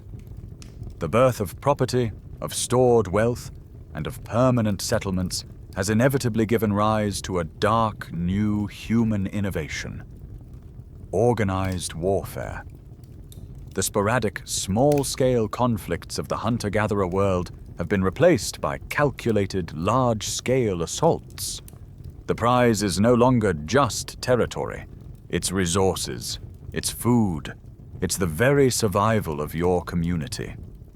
And in this new era of organized violence, every asset you have is about to be weaponized, including your most loyal companion. The transition from a guard dog to a war dog is a subtle but terrifying one. The same proto-mastiff that you bred to intimidate thieves is now pushed to take the next logical step. It's no longer enough for it to be a deterrent. You need it to be a weapon. Through training and selective breeding, you begin to sharpen its aggression, honing its protective instincts into a tool of lethal force. You teach it to distinguish not just between friend and stranger, but between your people and the enemy. You train it to move beyond barking and growling, encouraging it to charge, to bite, to attack on command. The dog, with its deep-seated pack loyalty and its innate desire to please its human leader, adapts to this new role with a terrifying efficiency. It does not understand the politics or the reasons for the conflict. It only understands that it is protecting its pack from a perceived threat. This isn't a hypothetical development. We have stark and widespread evidence from the dawn of civilization that as soon as humans began forming armies, they began forming canine military units. The practice of using dogs in battle was not an isolated invention, but one that appeared independently in many of the world's first great empires. The ancient Egyptians used their powerful hounds to break enemy formations and guard military outposts. The Persian Empire, under Cambyses II, deployed massive war dogs against the Egyptians in the Battle of Pelusium. The Greeks, and later the Romans, perfected the art, creating entire legions of canes bellatores, or war dogs, sometimes outfitting them with spiked collars and coats of mail armor to transform them into four-legged killing machines. The Assyrians, renowned for their military prowess and brutality, carved detailed reliefs showing their massive mastiff-type dogs charging into battle alongside their human soldiers. This represents a new and darker clause being written into your unspoken contract with the dog. Up until now, your partnership has been one of mutual benefit against the shared struggles of survival. Hunger, predators, the cold. You were allied against the harsh indifference of the natural world. But now, you are exploiting the dog's most noble qualities, its loyalty, its courage, its desire to protect, for the express purpose of human-on-human violence.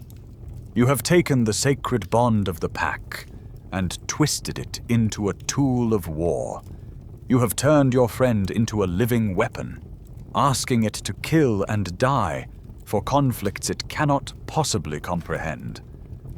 This is the beginning of a long and often brutal history of canines in combat, a chapter that forces us to confront the uncomfortable truth that our closest ally has also been our accomplice in our most destructive endeavors.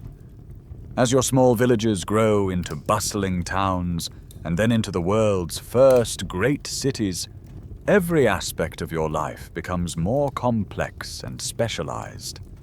You have priests, kings, soldiers, and artisans. Inevitably, your spiritual life undergoes the same transformation. The fluid, nature-based beliefs of your hunter-gatherer ancestors begin to crystallize into formal religions, complete with grand temples and a complex pantheon of gods, each with their own specific domain and portfolio. And in this new, more structured cosmos, your ancient partner, the dog, finds its role evolving once again, its symbolic meaning becoming as specialized as the society you now live in. Nowhere is this clearer than in the sun-drenched, black-soiled river valley of the Nile. In ancient Egypt, the dog, and its close wild cousin, the African jackal, held a place of immense spiritual importance. The connection was born from a simple, grim observation.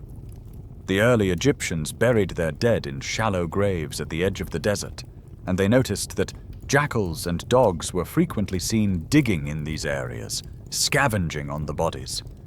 Another culture might have interpreted this as a horrific desecration, leading them to revile the animals as unclean ghouls. But the Egyptians, with their unique philosophical outlook, saw something entirely different. They saw a powerful creature of the twilight, a being that patrolled the border between the world of the living and the realm of the dead. They didn't see a scavenger. They saw a guardian. This belief gave rise to one of the most iconic and enduring deities of the ancient world, Anubis. He is the jackal-headed god, the divine embalmer, the one who oversees the mummification rituals, and most importantly, weighs the heart of the deceased against the feather of truth to determine their worthiness to enter the afterlife. The dog was transformed from a simple spirit guide, as your ancestors saw it, into a key divine official in the highly bureaucratized Egyptian journey of the soul. This reverence was not just abstract. A mainstream historical fact is that in ancient Egypt, dogs were cherished, frequently named, and upon their death, often mummified with the same care and expense as a human family member. Archaeologists have uncovered vast necropolises, sprawling underground catacombs containing the mummified remains of literally millions of dogs, each one a testament to a votive offering made to Anubis. But this divine status was not universal. If we travel to another cradle of civilization, Mesopotamia, we find a much more complicated and ambivalent relationship with the dog. In the bustling walled cities of Sumer, Akkad, and Babylon, dogs were a common sight, but they were often seen as they were: feral, scavenging street cleaners, useful for the sanitation services we've discussed, but also considered ritually unclean. They were associated with disease and the fringes of society. Yet, at the same time, the Mesopotamians believed dogs possessed a powerful magical and protective quality. They were the servants of Gula, the great goddess of healing, and the saliva of a dog was thought to have curative properties. Small clay figurines of dogs were often buried under the doorways of houses as magical guardians, or apotropaic charms, to ward off evil spirits and demons. This contrast is fascinating. In Egypt, the dog's connection to the dead elevated it to the level of a revered god. In Mesopotamia, that same connection to the fringes and to scavenging made it unclean, yet it was still valued as a potent spiritual protector. It shows that as your societies grew more complex, you began to project your own evolving anxieties and beliefs onto your canine companion. The dog was no longer just a partner. It had become a mirror, reflecting the unique values, fears, and spiritual imagination of the culture that it served. The end of the Neolithic Revolution marks a point of no return for both your species. You have committed to a life of settlement and agriculture, a path that will lead directly to cities, writing, and empires. In doing so, you have also locked in the dog's place as an indispensable part of your new civilized world. But the dog that emerges from this transformation is not the same animal that first stepped into your firelight. The era of the general-purpose proto-dog, the jack-of-all-trades that could hunt a little, guard a little, and scavenge a little, is over. Its extinction was the price of progress. The demands of your new specialized society have triggered a great divergence, a massive branching of the canine family tree, creating a diverse toolkit of specialists, each shaped for a particular purpose. The key difference now is your own intentionality. In the past, much of the dog's evolution was a passive process. The dogs that were best suited to a particular environment or task simply had a better chance of surviving and passing on their genes, creating the regional land races we've discussed. But now, as a farmer and a stock breeder, you have a much more sophisticated understanding of heredity. You've seen how saving the seeds from the plumpest ears of wheat yields a better crop the next year, and how breeding your calmest ewe to your strongest ram produces better offspring. You begin to apply this same logic to your dogs with a new, conscious deliberateness. You are no longer just a passive filter for natural selection. You are the artist, and the dog's very DNA is your clay. You are actively shaping your companions to fit the precise needs of your society. By the dawn of the first empires, this process of intentional selection has produced a clear set of established canine archetypes, the foundational pillars upon which all future breeds will be built. First, you have the swift and elegant sighthounds. Perfected in the open deserts and plains of Egypt and the Near East, they are the artists of the hunt, bred for keen eyesight and explosive speed to run down the fleetest of game. Second, you have the powerful and imposing mastiff types. They are the soldiers and police force of your new world, bred for size, strength, and a protective instinct, serving as guardians of property and brutal instruments of war. Third, you have the clever and agile herding dogs. They are the managers and middle management of your agricultural economy, bred for intelligence, stamina, and a ritualized prey drive to control and protect your vital flocks of livestock. And finally, a new, more humble specialist has emerged to deal with the persistent problem of pests in your granaries and homes. You have begun to breed smaller, tenacious, and incredibly determined dogs with a high prey drive for vermin. These are the first earth dogs, the ancestors of the terrier breeds, bred to dive into burrows and relentlessly hunt the rats and mice that threaten your stored food. They are the pest control officers of the ancient world, less glamorous than the war dog or the hunting hound, but no less essential to the health and success of your city. These four distinct groups, the sprinter, the soldier, the shepherd, and the slayer of small pests, represent the culmination of 20,000 years of co-evolution. They are the living, breathing evidence of every challenge you have faced and overcome together. The foundation is now complete.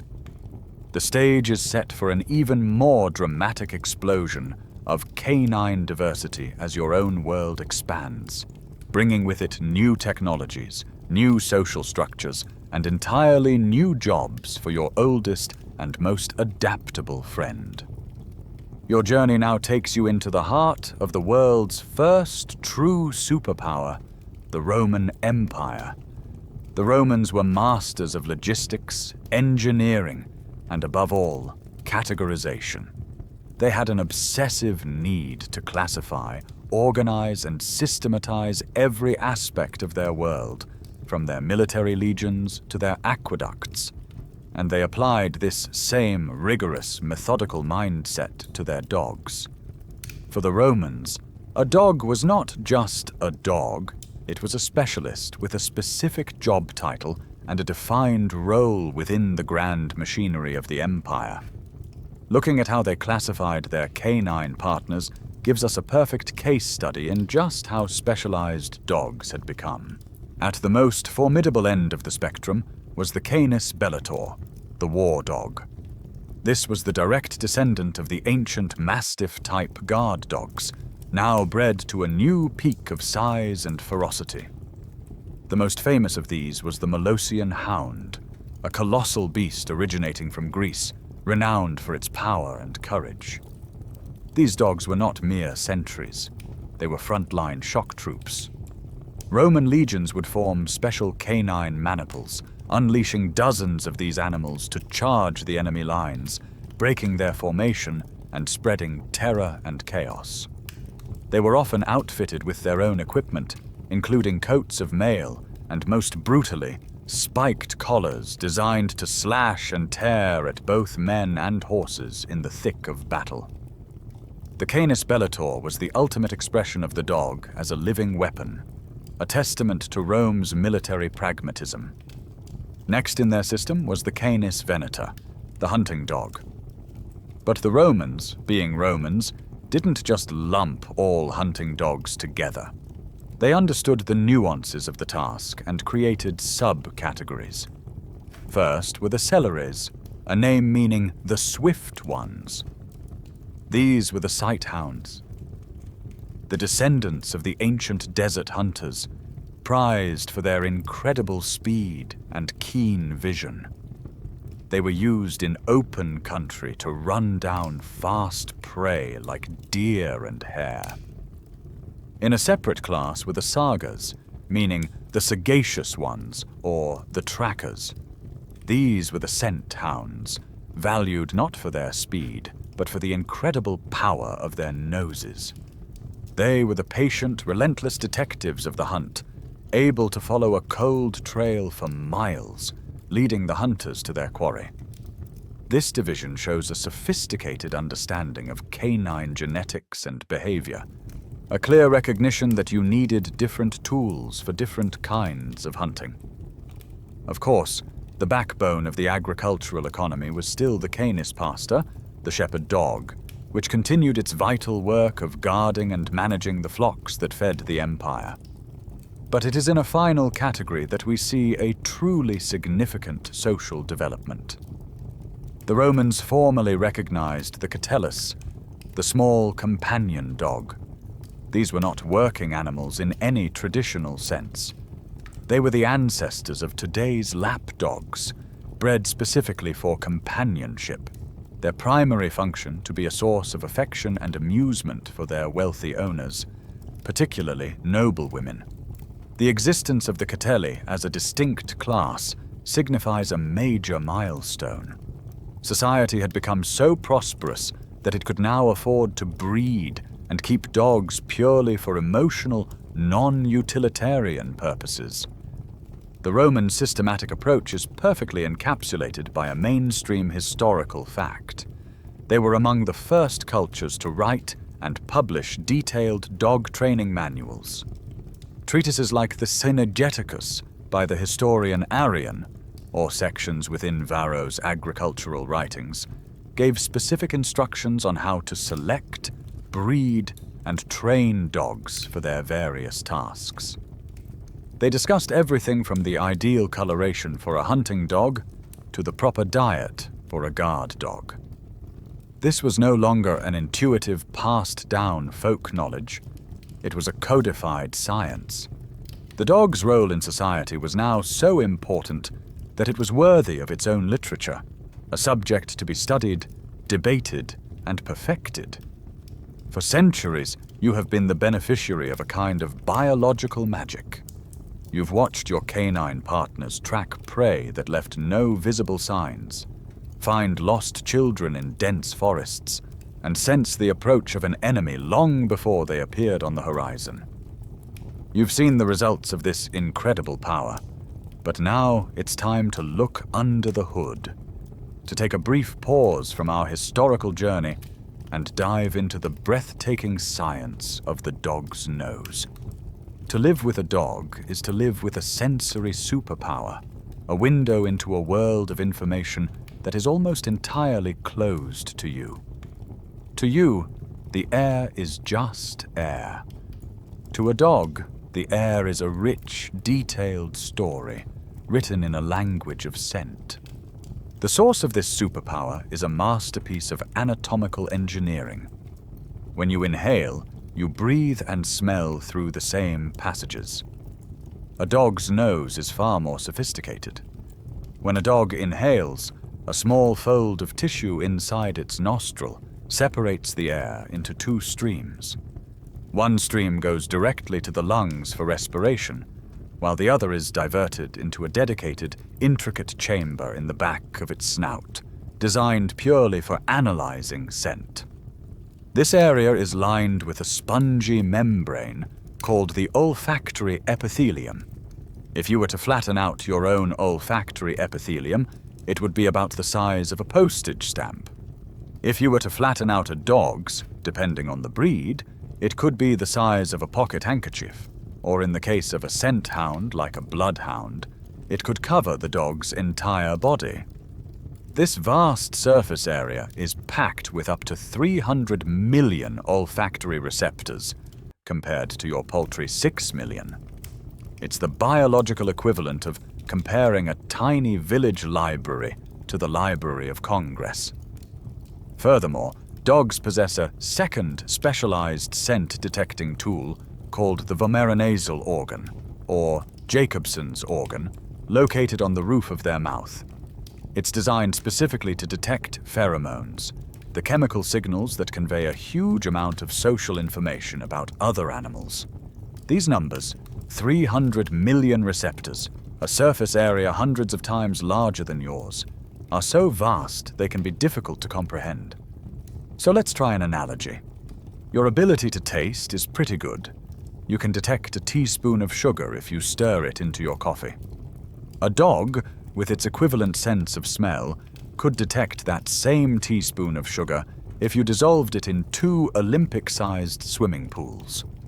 An expert might say a dog's sense of smell is, on average, 10,000 to 100,000 times more acute than yours.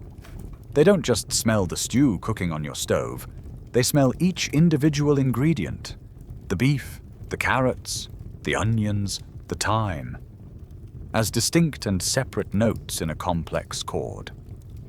They can smell the adrenaline in your sweat when you're nervous, the subtle hormonal changes that signal a pregnancy, and even the unique chemical markers of certain diseases like cancer. The most incredible part of this system is how it processes information in 3 dimensions. This is the core scientific evidence that elevates the dog's nose from just sensitive to truly brilliant. A dog's nostrils can wiggle and function independently of each other. This allows them to sample scents from 2 slightly different locations at once, in the same way your 2 eyes give you depth perception. By comparing the strength of a scent in its left nostril versus its right, a dog can instantly determine the direction the scent is coming from. Furthermore, a dog's nose is designed with slits at the side, so when it exhales, the air goes out to the sides, creating a swirl that actually helps to draw new scents from the front into its nostrils without disturbing the scent trail it is following. They are, in essence, smelling in stereo, creating a constantly updating 3D map of the chemical world around them. This is the biological engine that you, and later the Romans, harnessed so effectively in the specialized scent hounds, the sagas. When a bloodhound follows a week-old human trail, it is processing the microscopic skin cells that have flaked off, the unique scent of their sweat, and even the smell of the crushed vegetation they left in their wake. It's a feat of detection that still outstrips our most advanced modern technology. This incredible world of scent is the primary reason dogs were so invaluable, not just for hunting, but for tracking lost people and fugitives. They gave you access to an invisible reality, allowing you to read the past and predict the future from the faintest of whispers on the wind.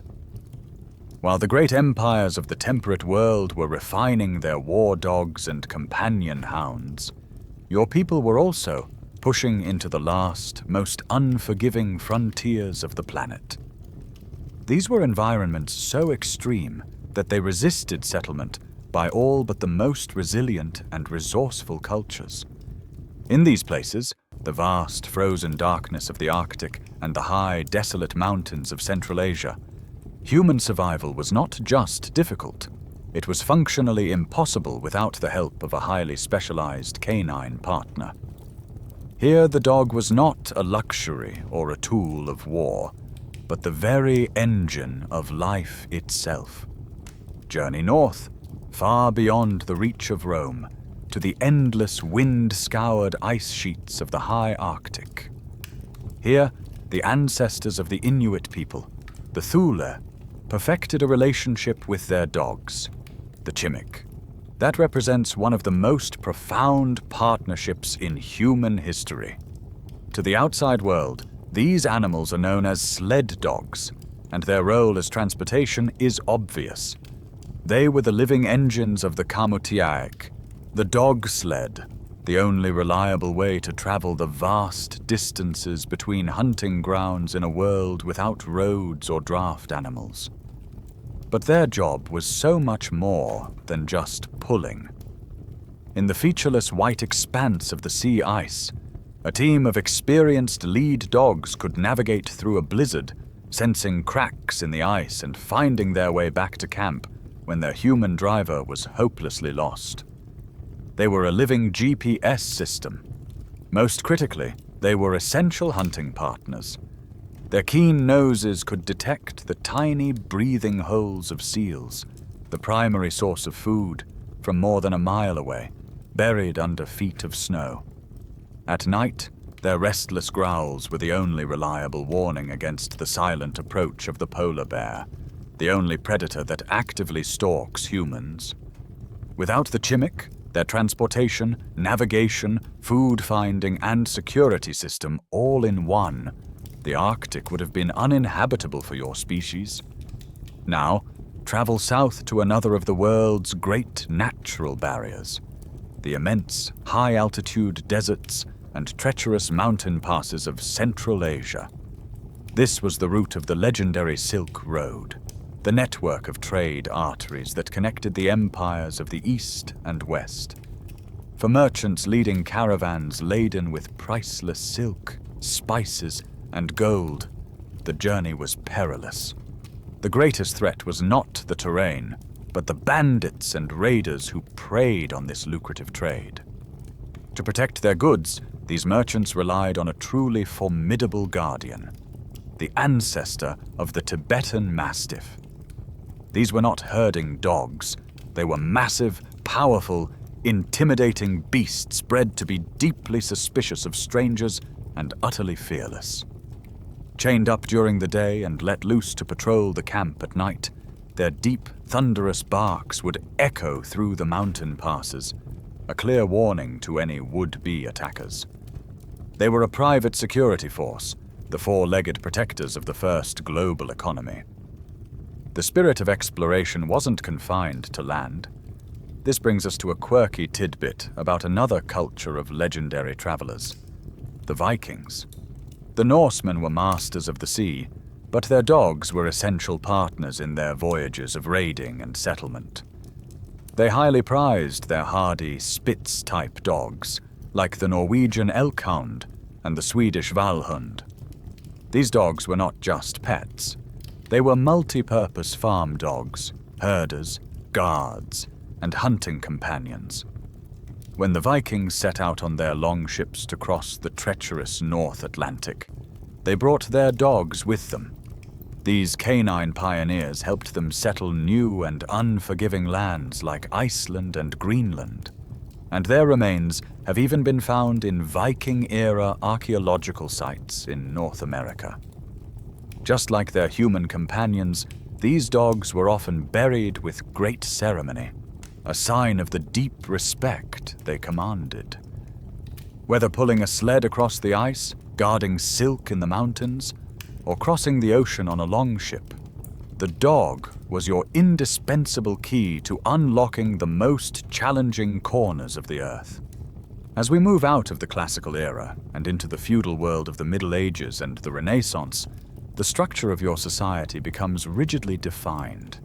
You are born into a specific class, nobility, clergy, or commoner, and your station in life is largely fixed.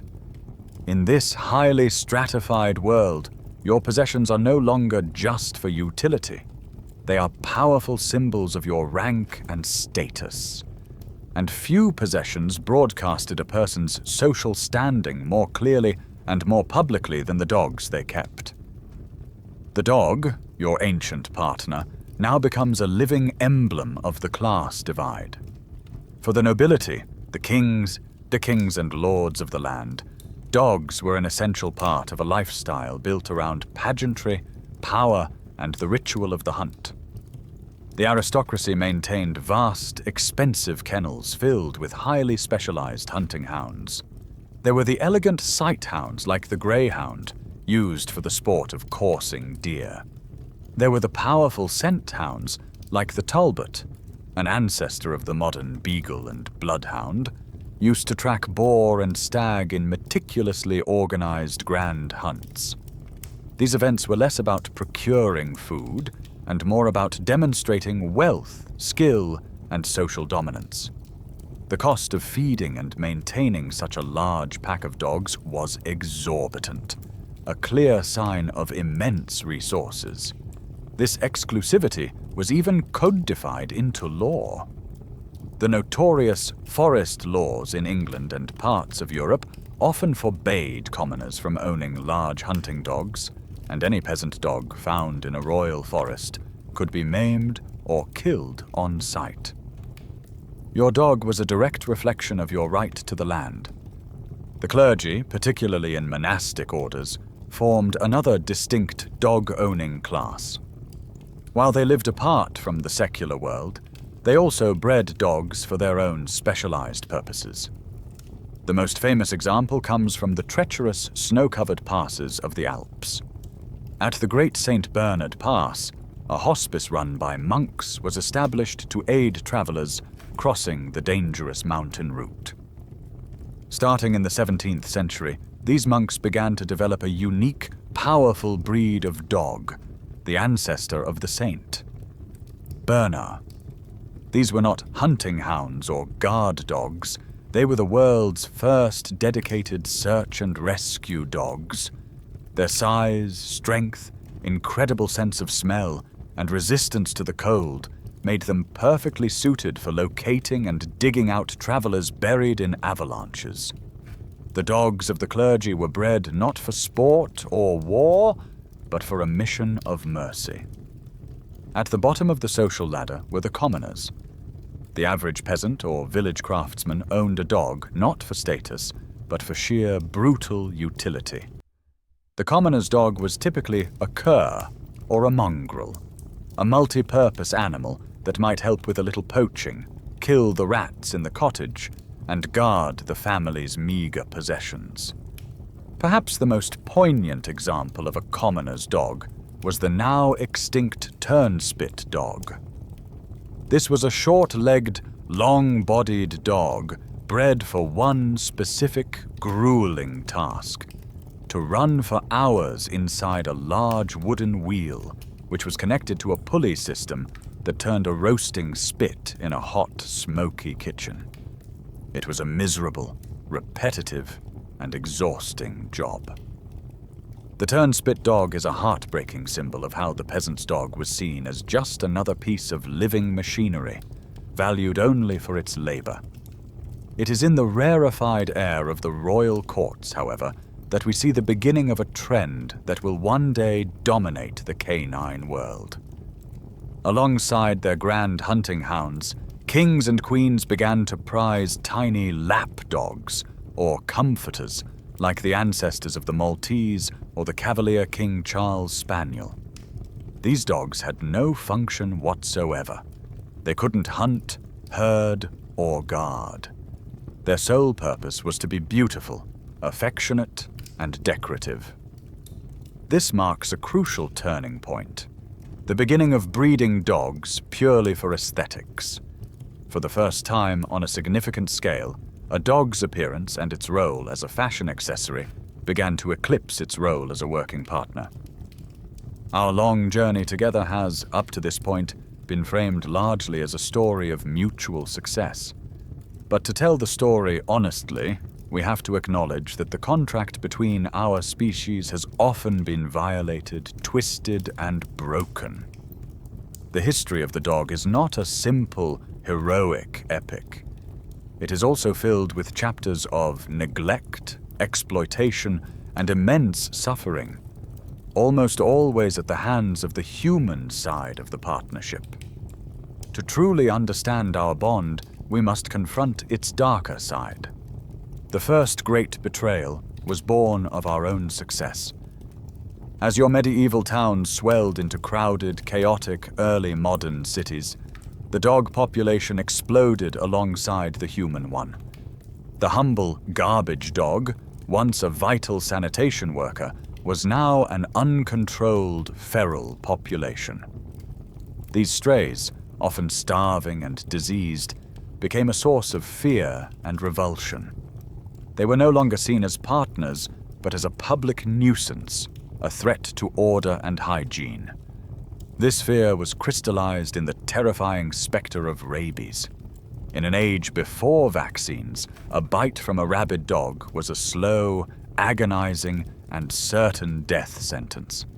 The word rabies could cause mass panic in a city, and the stray dog became its living symbol. The response was brutal. Municipal authorities began to institute systematic culls, and the dreaded figure of the dog catcher emerged. A man paid to round up and kill any dog found on the streets without a collar. The same animal that had once guarded your villages was now hunted within them.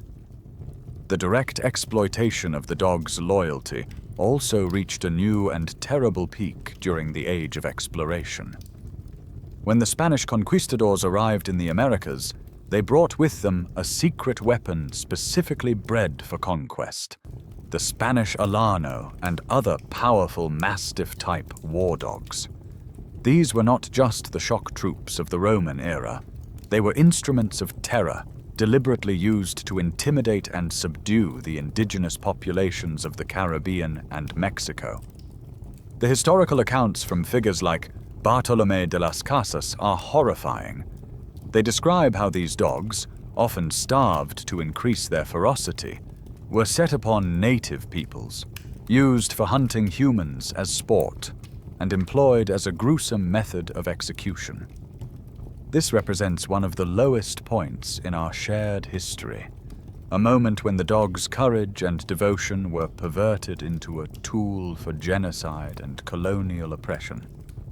Finally, a more subtle but pervasive form of harm was emerging from the very kennels of the nobility who so prized their pure breeds. The intense, deliberate breeding for specific aesthetic or performance traits came at a high biological cost. To create and maintain these pure bloodlines, aristocratic breeders relied heavily on inbreeding, breeding fathers to daughters, brothers to sisters to fix desired traits. While this was effective at producing dogs of a uniform type, it was a genetic disaster. It dramatically reduced genetic diversity, which is a species' best defense against disease. As a result, many of these highly specialized breeds began to develop a host of inherited health problems. The noble pursuit of a perfect head shape or leg length led directly to dogs with epilepsy, hip dysplasia, heart conditions, and breathing difficulties. The pure blood of the noble hound was, in reality, often a curse, condemning the animal to a lifetime of suffering for the sake of its owner's vanity. The contract was being rewritten to state that the dog's own health was now secondary to its owner's whims. As your relationship with the dog has grown more complex, so too have your cultural depictions of it. Art and literature act as a kind of fossil record of the human mind, preserving our attitudes, values, and perceptions. If you want to know how you truly felt about your canine companion at any given point in history, you need only look at the paintings on your walls and the stories you told around the fire. By tracing the dog's journey through your culture, we can see a clear and fascinating evolution in its status, a slow but steady shift from a living tool to a complex emotional being. In the ancient world, art and literature almost always depicted the dog in its functional role. The earliest cave paintings show stick-figure humans hunting alongside lean, wolf-like canines. The grand stone reliefs of the Assyrian kings, as we've seen, portray their massive mastiffs as instruments of war and the hunt, powerful assets of the empire. Literature's first great canine hero, Argus from Homer's Odyssey, is the perfect embodiment of this ancient ideal. When Odysseus returns home after 20 years of war and wandering, disguised as a beggar, no one recognizes him. Not his wife, not his son, only his old dog. Argus, now ancient and neglected, lies on a dung heap. He sees his master, wags his tail in recognition, and then, his long, loyal vigil complete, he dies. It's a heartbreaking scene, but Argus's virtue is simple and absolute. He is loyalty incarnate, a symbol of unwavering faithfulness. He is defined entirely by his relationship to his master. As we move into the Renaissance and Baroque periods, the dog's portrayal becomes much more nuanced. It begins to appear in domestic scenes, no longer just on the battlefield or the hunting grounds. A perfect example is the small dog, likely an early form of Brussels Griffon, standing at the feet of the couple in Jan van Eyck's famous Arnolfini portrait. Art historians agree that this dog is not just a charming detail. It's a powerful symbol. It represents marital fidelity and loyalty, a key virtue in the sacred union being depicted. It also signifies wealth, as owning such a purebred, non-working dog was a luxury few could afford. Artists like Titian, Van Dyck, and Velázquez frequently included dogs in their portraits of royalty and nobility. A powerful sighthound resting its head on a king's lap was a way to signify that the monarch had tamed the wild, that his power extended over the natural world, while also hinting at the capacity for loyalty and friendship that lay beneath the royal exterior. In literature, this growing complexity was often expressed with more ambivalence. The simple, heroic loyalty of Argus is hard to find in the works of, say, William Shakespeare. Shakespeare, a master observer of the human and animal worlds, used dogs as powerful but often negative metaphors. When he wanted to describe fawning, sycophantic courtiers, he compared them to licking spaniels. When he wanted to describe brutishness or the lowest dregs of society, he would invoke the imagery of stray curs and mongrels fighting over scraps. His characters speak of dogs of war to signify mindless slaughter. This reflects the dual reality of the dog in his time. The pampered pet of the nobility existed alongside the despised, dangerous stray of the city streets. The dog was no longer a single, simple archetype, but a creature that could represent both the best and worst of behaviors. This long journey through your culture, from the functional hunter on a cave wall to the complex symbol in a Shakespearean play, shows a profound shift in your perception. You are beginning to see the dog, not just for what it does, but for what it represents. You are starting to explore its inner life, its personality, its capacity for a range of emotions and behaviors beyond simple, unwavering loyalty. You are beginning to see a mirror of your own complex world in the eyes of your ancient friend, recognizing that its story is as layered and contradictory as your own. Your journey now enters the turbulent intellectual currents of the 18th and early 19th centuries. This is an era of revolutions in politics, in industry, and most importantly, in thought.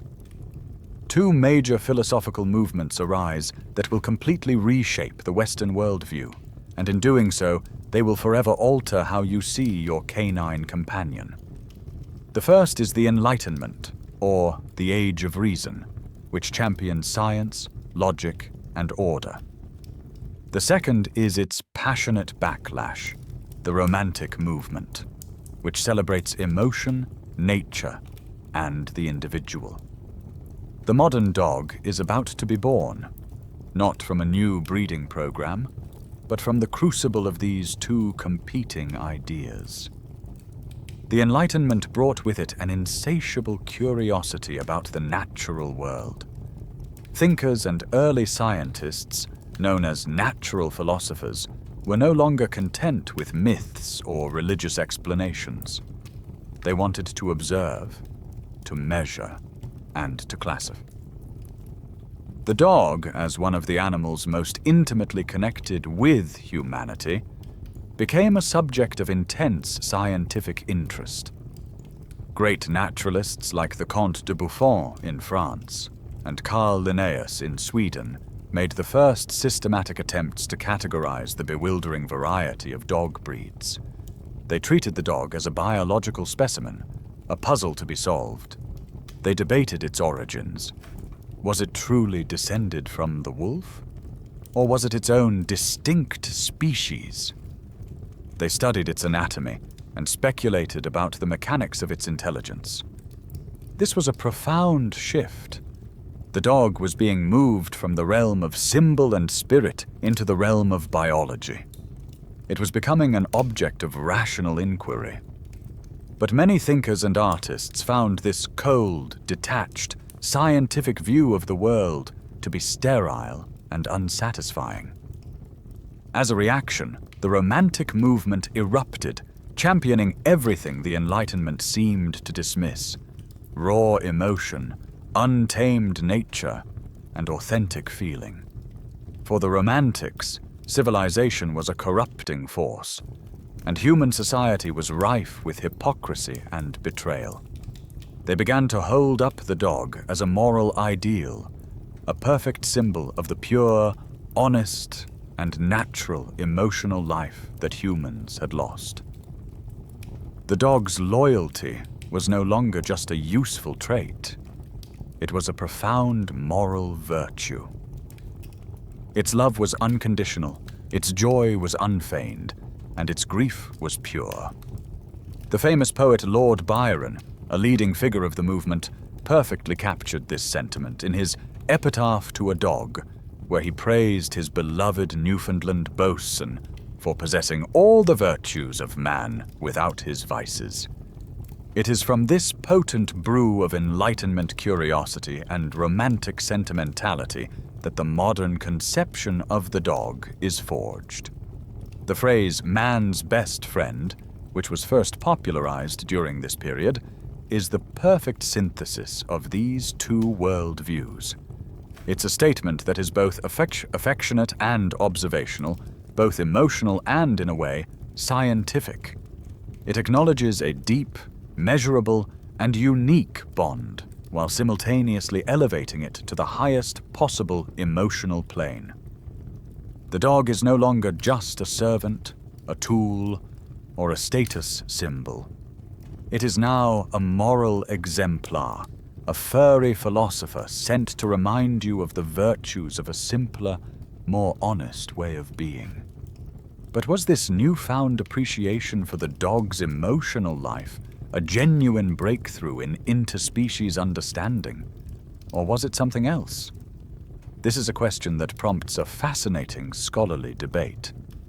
Philosophers and historians argue whether this new sentimentality was a genuine shift in human-animal relations, or simply a new form of anthropocentric projection. Was your culture truly beginning to see the dog for what it was, a thinking, feeling creature with its own inner world? Or were you just using the dog as a convenient, furry screen onto which you could project your own anxieties about a rapidly industrializing world and your own ideals about what a pure and natural life should look like? The answer is likely a bit of both. But what is certain is that the dog had been given a new, powerful and permanent role: the keeper of your humanity. The philosophical groundwork laid by the Romantics is about to collide with the explosive social changes of the 19th century, particularly in Victorian England. The Industrial Revolution has created a large, newly affluent middle class. These are the factory owners, merchants, and professionals who have the money and leisure time to emulate the aristocracy, but lack the ancient titles and landed estates. They are hungry for new hobbies and new ways to display their newfound status, and they find the perfect outlet in an activity that comes to be known as the dog fancy. This is the moment when the modern concept of the dog, as we know it, a creature of specific breeds, bloodlines, and pedigrees, is truly invented. This new obsession needed a stage, a formal arena for competition. That stage was born in 1859 with the very first official dog show held in Newcastle, England.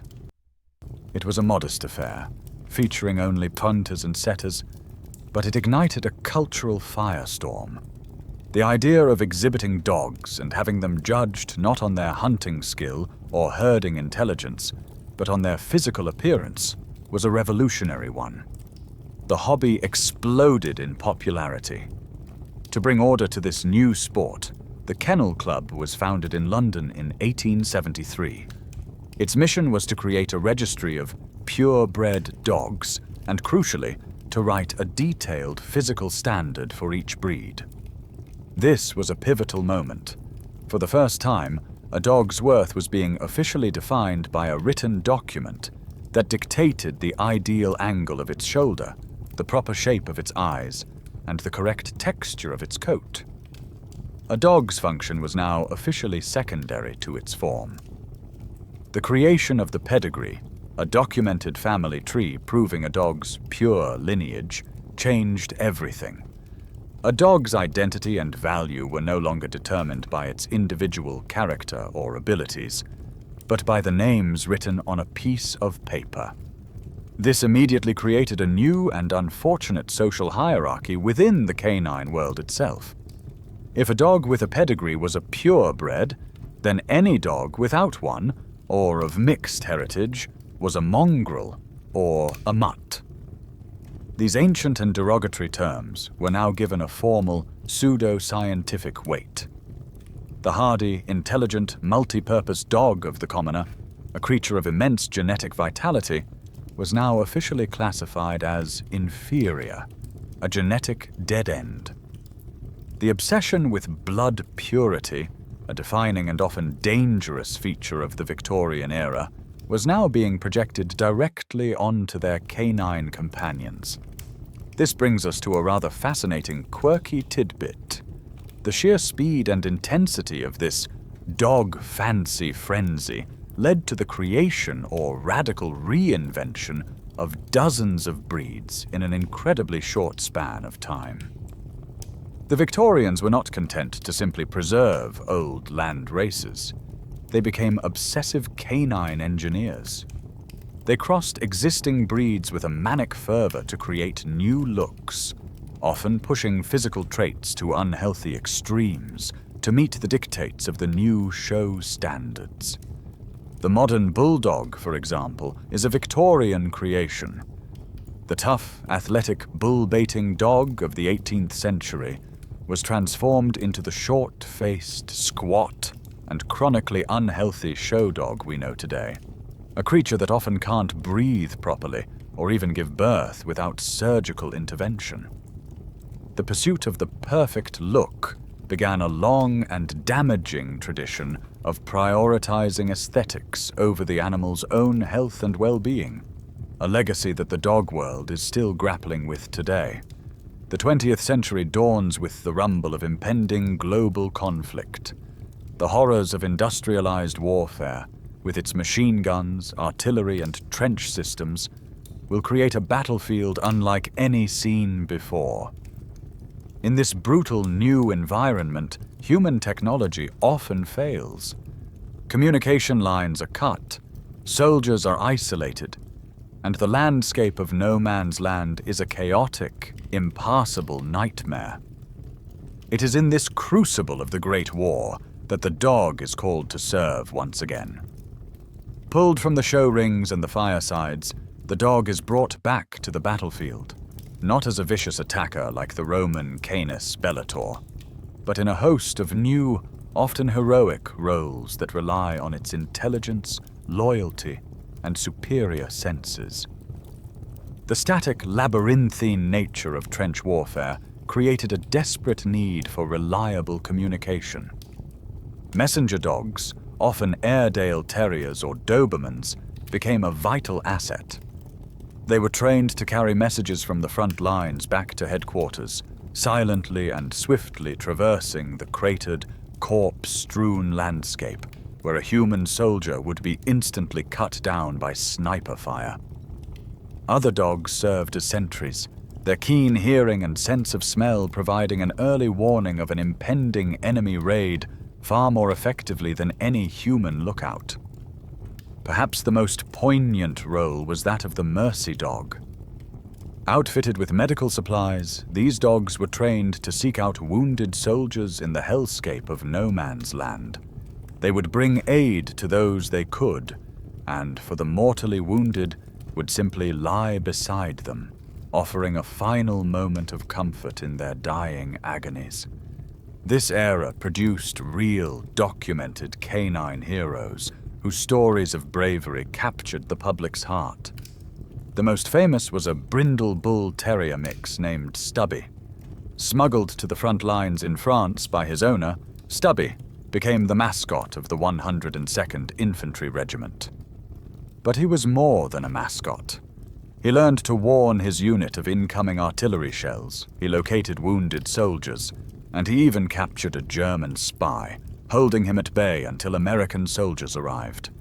For his incredible bravery, he was promoted to the rank of sergeant, met 3 US presidents, and became a national hero.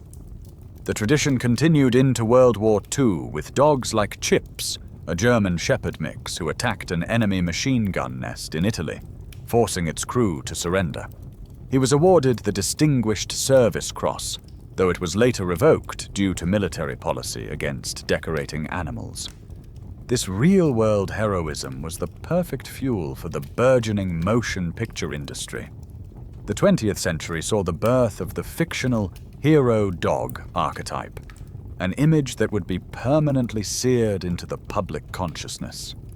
The first great animal superstar was Rin Tin Tin, a German shepherd puppy rescued from a bombed-out kennel in France during World War I. He was brought to America and became one of the biggest box office draws of the 1920s, starring in dozens of films where he performed incredible feats of intelligence and daring. Later, the character of Lassie, the preternaturally intelligent and devoted rough collie, would solidify this image for generations of children and adults. This powerful combination of real war heroes and fictional movie stars cemented a new public perception of the dog, a courageous, fiercely intelligent, and almost supernaturally loyal protector. The renewed appreciation for the dog's incredible utility, proven on the battlefields of 2 world wars, led to a more formal and lasting change. This brings us to a mainstream historical fact. During the 20th century, the use of dogs in military and police forces became highly organized and professionalized. Specialized K9 units were established around the world, with dedicated programs for breeding, training, and deploying dogs for specific tasks like bomb detection, drug sniffing, and suspect apprehension. The dog's role in service to humanity was no longer an ad hoc arrangement. It was a formal, respected, and essential profession.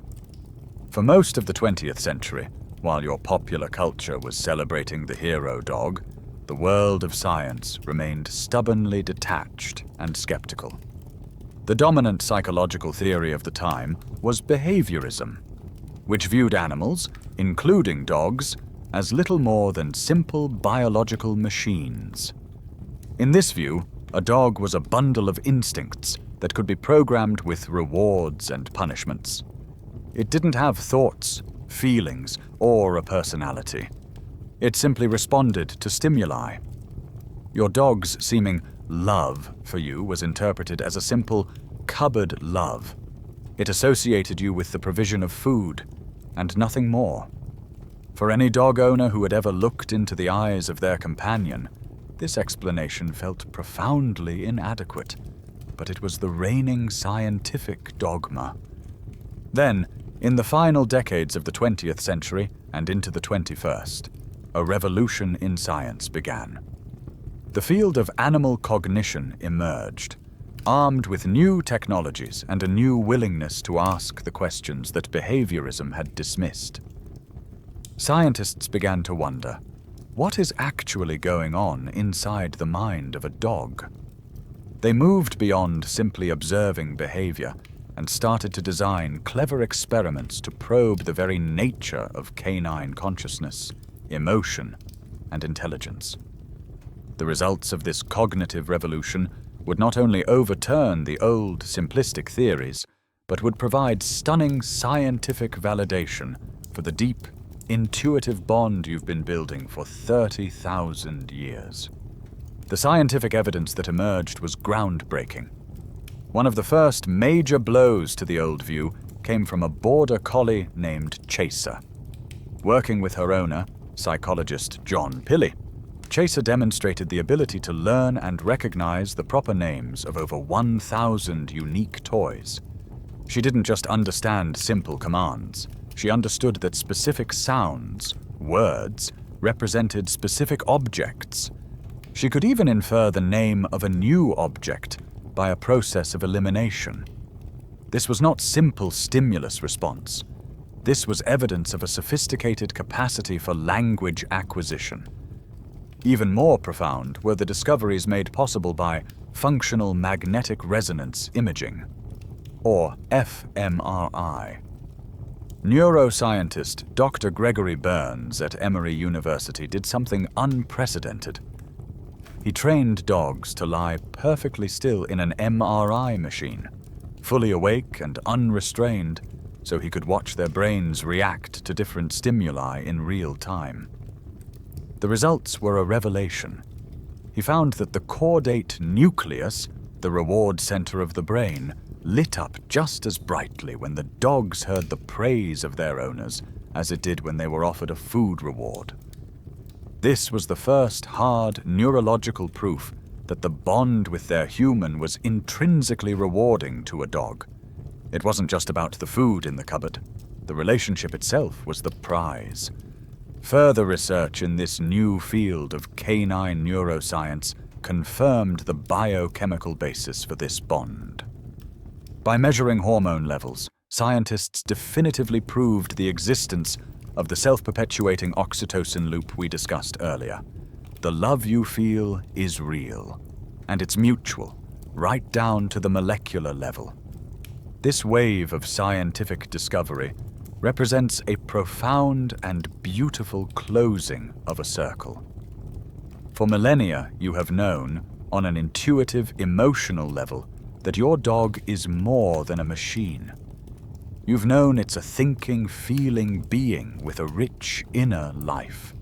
You've felt its joy, sensed its sadness, and trusted in its loyalty. Now, finally, science has caught up. The data from the genetics lab, the MRI scanner, and the cognitive experiment all point to the same inescapable conclusion. The creature lying at your feet is not an automaton. It is a sentient, emotional, and profoundly social being whose mind has been shaped by tens of thousands of years of deep and abiding friendship with you. We have arrived in the present day, a world of sprawling digital networks, automated industries, and unprecedented material comfort. For most of you listening to this, your survival no longer depends on your ability to hunt a mammoth or guard a flock of sheep. You buy your food at a supermarket, and your home is protected by a lock and key. In this new world, the ancient foundational jobs that defined the dog for 30,000 years have for the most part become obsolete. The sighthound rarely courses deer, the mastiff rarely guards against invading armies, and the herding dog is a rare sight for a city dweller. This poses a final crucial question for our partnership. In a world that no longer seems to need its ancient skills, what is the dog's purpose now? The answer, in part, is that we have found new and ever more astonishing ways to harness its ancient abilities. The modern working dog is a hyper-specialized professional, its natural talents honed by science and sophisticated training to perform tasks that seem almost magical. There are now assistance dogs who act as the eyes, ears, and hands for people with disabilities, a new and profound form of daily partnership. There are search and rescue dogs, the direct descendants of the saint. Bernard and the Mercy dogs of World War I, who can find a single living person buried under the rubble of a collapsed building. And in a beautiful full-circle twist, there are conservation dogs. Using the same tracking skills your ancestors used to hunt animals, these dogs now work to protect them. sniffing out the scat of endangered species for researchers, or tracking down poachers in the African savanna, like the bloodhound Lux. Perhaps most incredibly, we have learned to use that phenomenal Supernose to detect the invisible threats of the modern world.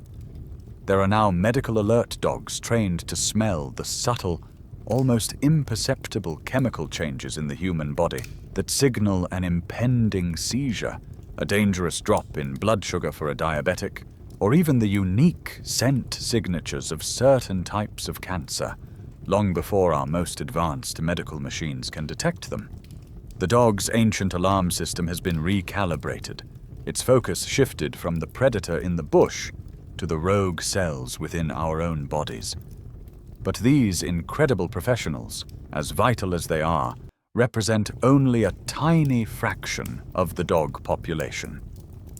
The vast majority of dogs today have a new and arguably more important primary role. Their main job is to help us navigate the unique challenges of the modern human psyche. They are the frontline soldiers in the fight against the quiet, creeping epidemics of the 21st century: loneliness, anxiety, and depression. In a world of digital alienation and relentless stress, the dog provides a powerful, grounding, and non-judgmental presence. It is a living, breathing anchor to a simpler, more authentic emotional reality. Its needs are simple: food, water, a walk, affection. In caring for them, we are forced to step outside the frantic chatter of our own minds. This is the story of Rue, the PTSD support dog. Her role is not to perform a complex task, but simply to be there, to offer a comforting presence that makes the world feel safe again. And so the final clause of the contract is written. For most dogs in the modern world, their job is no longer to ensure our physical survival, but our emotional and psychological survival. In an age of manufactured realities and curated online personas, the dog is our touchstone to the real. We look into its eyes, and we don't see a tool or a servant. We see a friend who is happy that we are home. And in that simple, honest, and joyful greeting, we find a kind of peace that the modern world rarely offers. And so, our long journey comes full circle. We began 30,000 years ago, huddled around a struggling campfire in the heart of the Ice Age, staring out into a hostile darkness where the eyes of a rival predator, a grey wolf, watched us from the shadows. We end our journey here, tonight, in the soft, warm glow of a modern living room. The fire is now in a fireplace, or perhaps it's the flickering blue light of a television screen. The world outside is tamed and mapped, its dangers held at bay. And the descendant of that wild wolf is no longer a shadow in the distance. It is lying at your feet, or curled up beside you on the sofa, its soft breathing a quiet, steady rhythm in the stillness of your home. Look down at that sleeping animal for a moment, and reflect on the almost unbelievable odyssey that brought it here. You are looking at the living embodiment of our shared history. Within its DNA is the story of the ice-bound hunter who helped you fell the great beasts.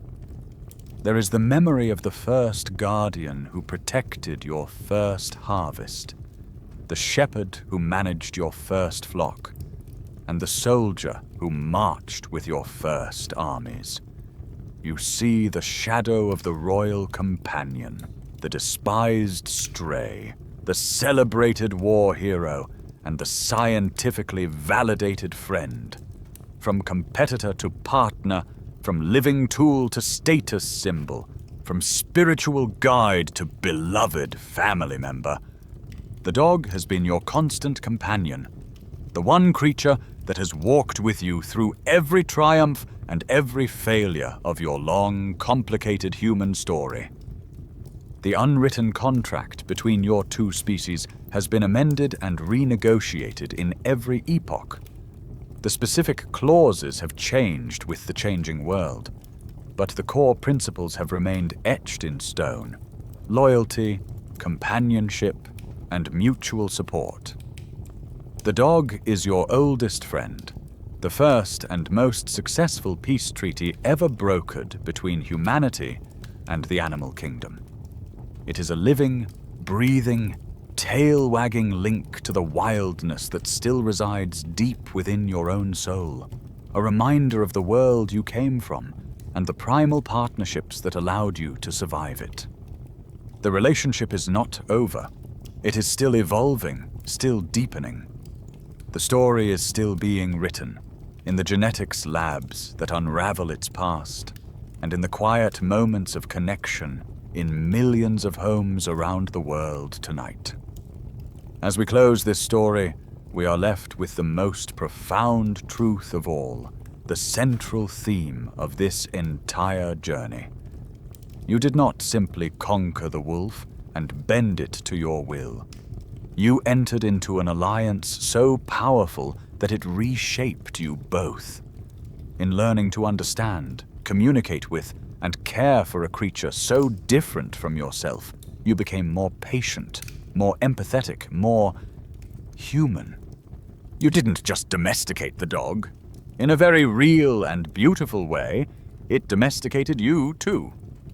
And now, as our journey through time comes to a gentle close, allow the echoes of this long story to soften into a quiet hum. Let the grand sweep of history, the rise and fall of empires, the struggles for survival on frozen plains, all fade into the background. Feel the weight of those thousands upon thousands of years settle, not as a burden, but as a deep and quiet foundation beneath you. All of that history, all of that shared experience between two species, has culminated in this simple, peaceful moment. Here, in the safety and the stillness of your own space, there is nothing more to analyze, nothing more to learn. The story is told. All that remains is the simple, comforting presence of a loyal friend, a steady heartbeat in the quiet of the room. A friendship born in the harshest of winters has led to this moment of warmth, this profound and uncomplicated peace. Let that feeling of ancient, unwavering loyalty be a blanket for your mind as you drift deeper now, deeper into a well-earned, peaceful rest. Let the story dissolve into dream and allow yourself to float gently into the soft, quiet dark.